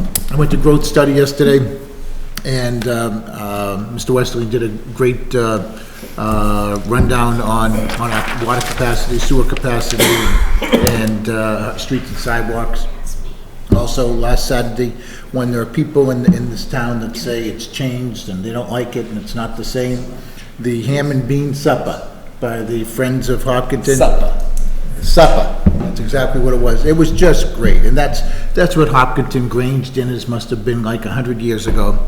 So when people say Hopkinton's changed, you gotta go look at the look around and find these events that have happened that really are old time Hopkinton. It was a heck of a lot of fun. Not a single kid had their phone out. No, there were no iPads out. They were just singing and dancing and eating a lot of food. Well, so I recommend. To your point, Mr. Catino, they have Civil War reenactments. The town has changed, I assure you, the town has changed. It's still fun. It's still fun, though. That group is fun. That group is Yeah, it's a blast. All right, Mr. Nasrullah. Quick update from the planning board. The Legacy Farms street acceptance plan is in, and it's with Beta for review. Good, awesome. That's good. So we on track for May town meeting, you think? Yep. Think so. Yeah. Excellent. That's great. Roy turned in all the paperwork. Mary Jo. I went to the Martin Luther King ceremony at the Mansman Temple, and it was just excellent. Real family event. The children put on plays for us and did recitations and all kinds of things. I spoke, the town clerk spoke, the superintendent of schools, and our representative, our state representative, Carolyn Dykema, and it was just a lovely, lovely day. And then I went to the tax relief study committee meeting, and they're a little bit short this year. So if anybody really feels like they want to contribute something to that committee, there are papers downstairs that you can fill out and make a donation, and they would really appreciate it. They've had to cut what they give to everybody by a little bit this year, so I'm just reaching out for them. Excellent. Mr. Catino, if you would be a lamb and give me a motion to adjourn. So moved, Mr. Chairman. Second. Any further discussion? Hearing none, all in favor? Aye. Aye. Opposed, abstained, it carries. Good night.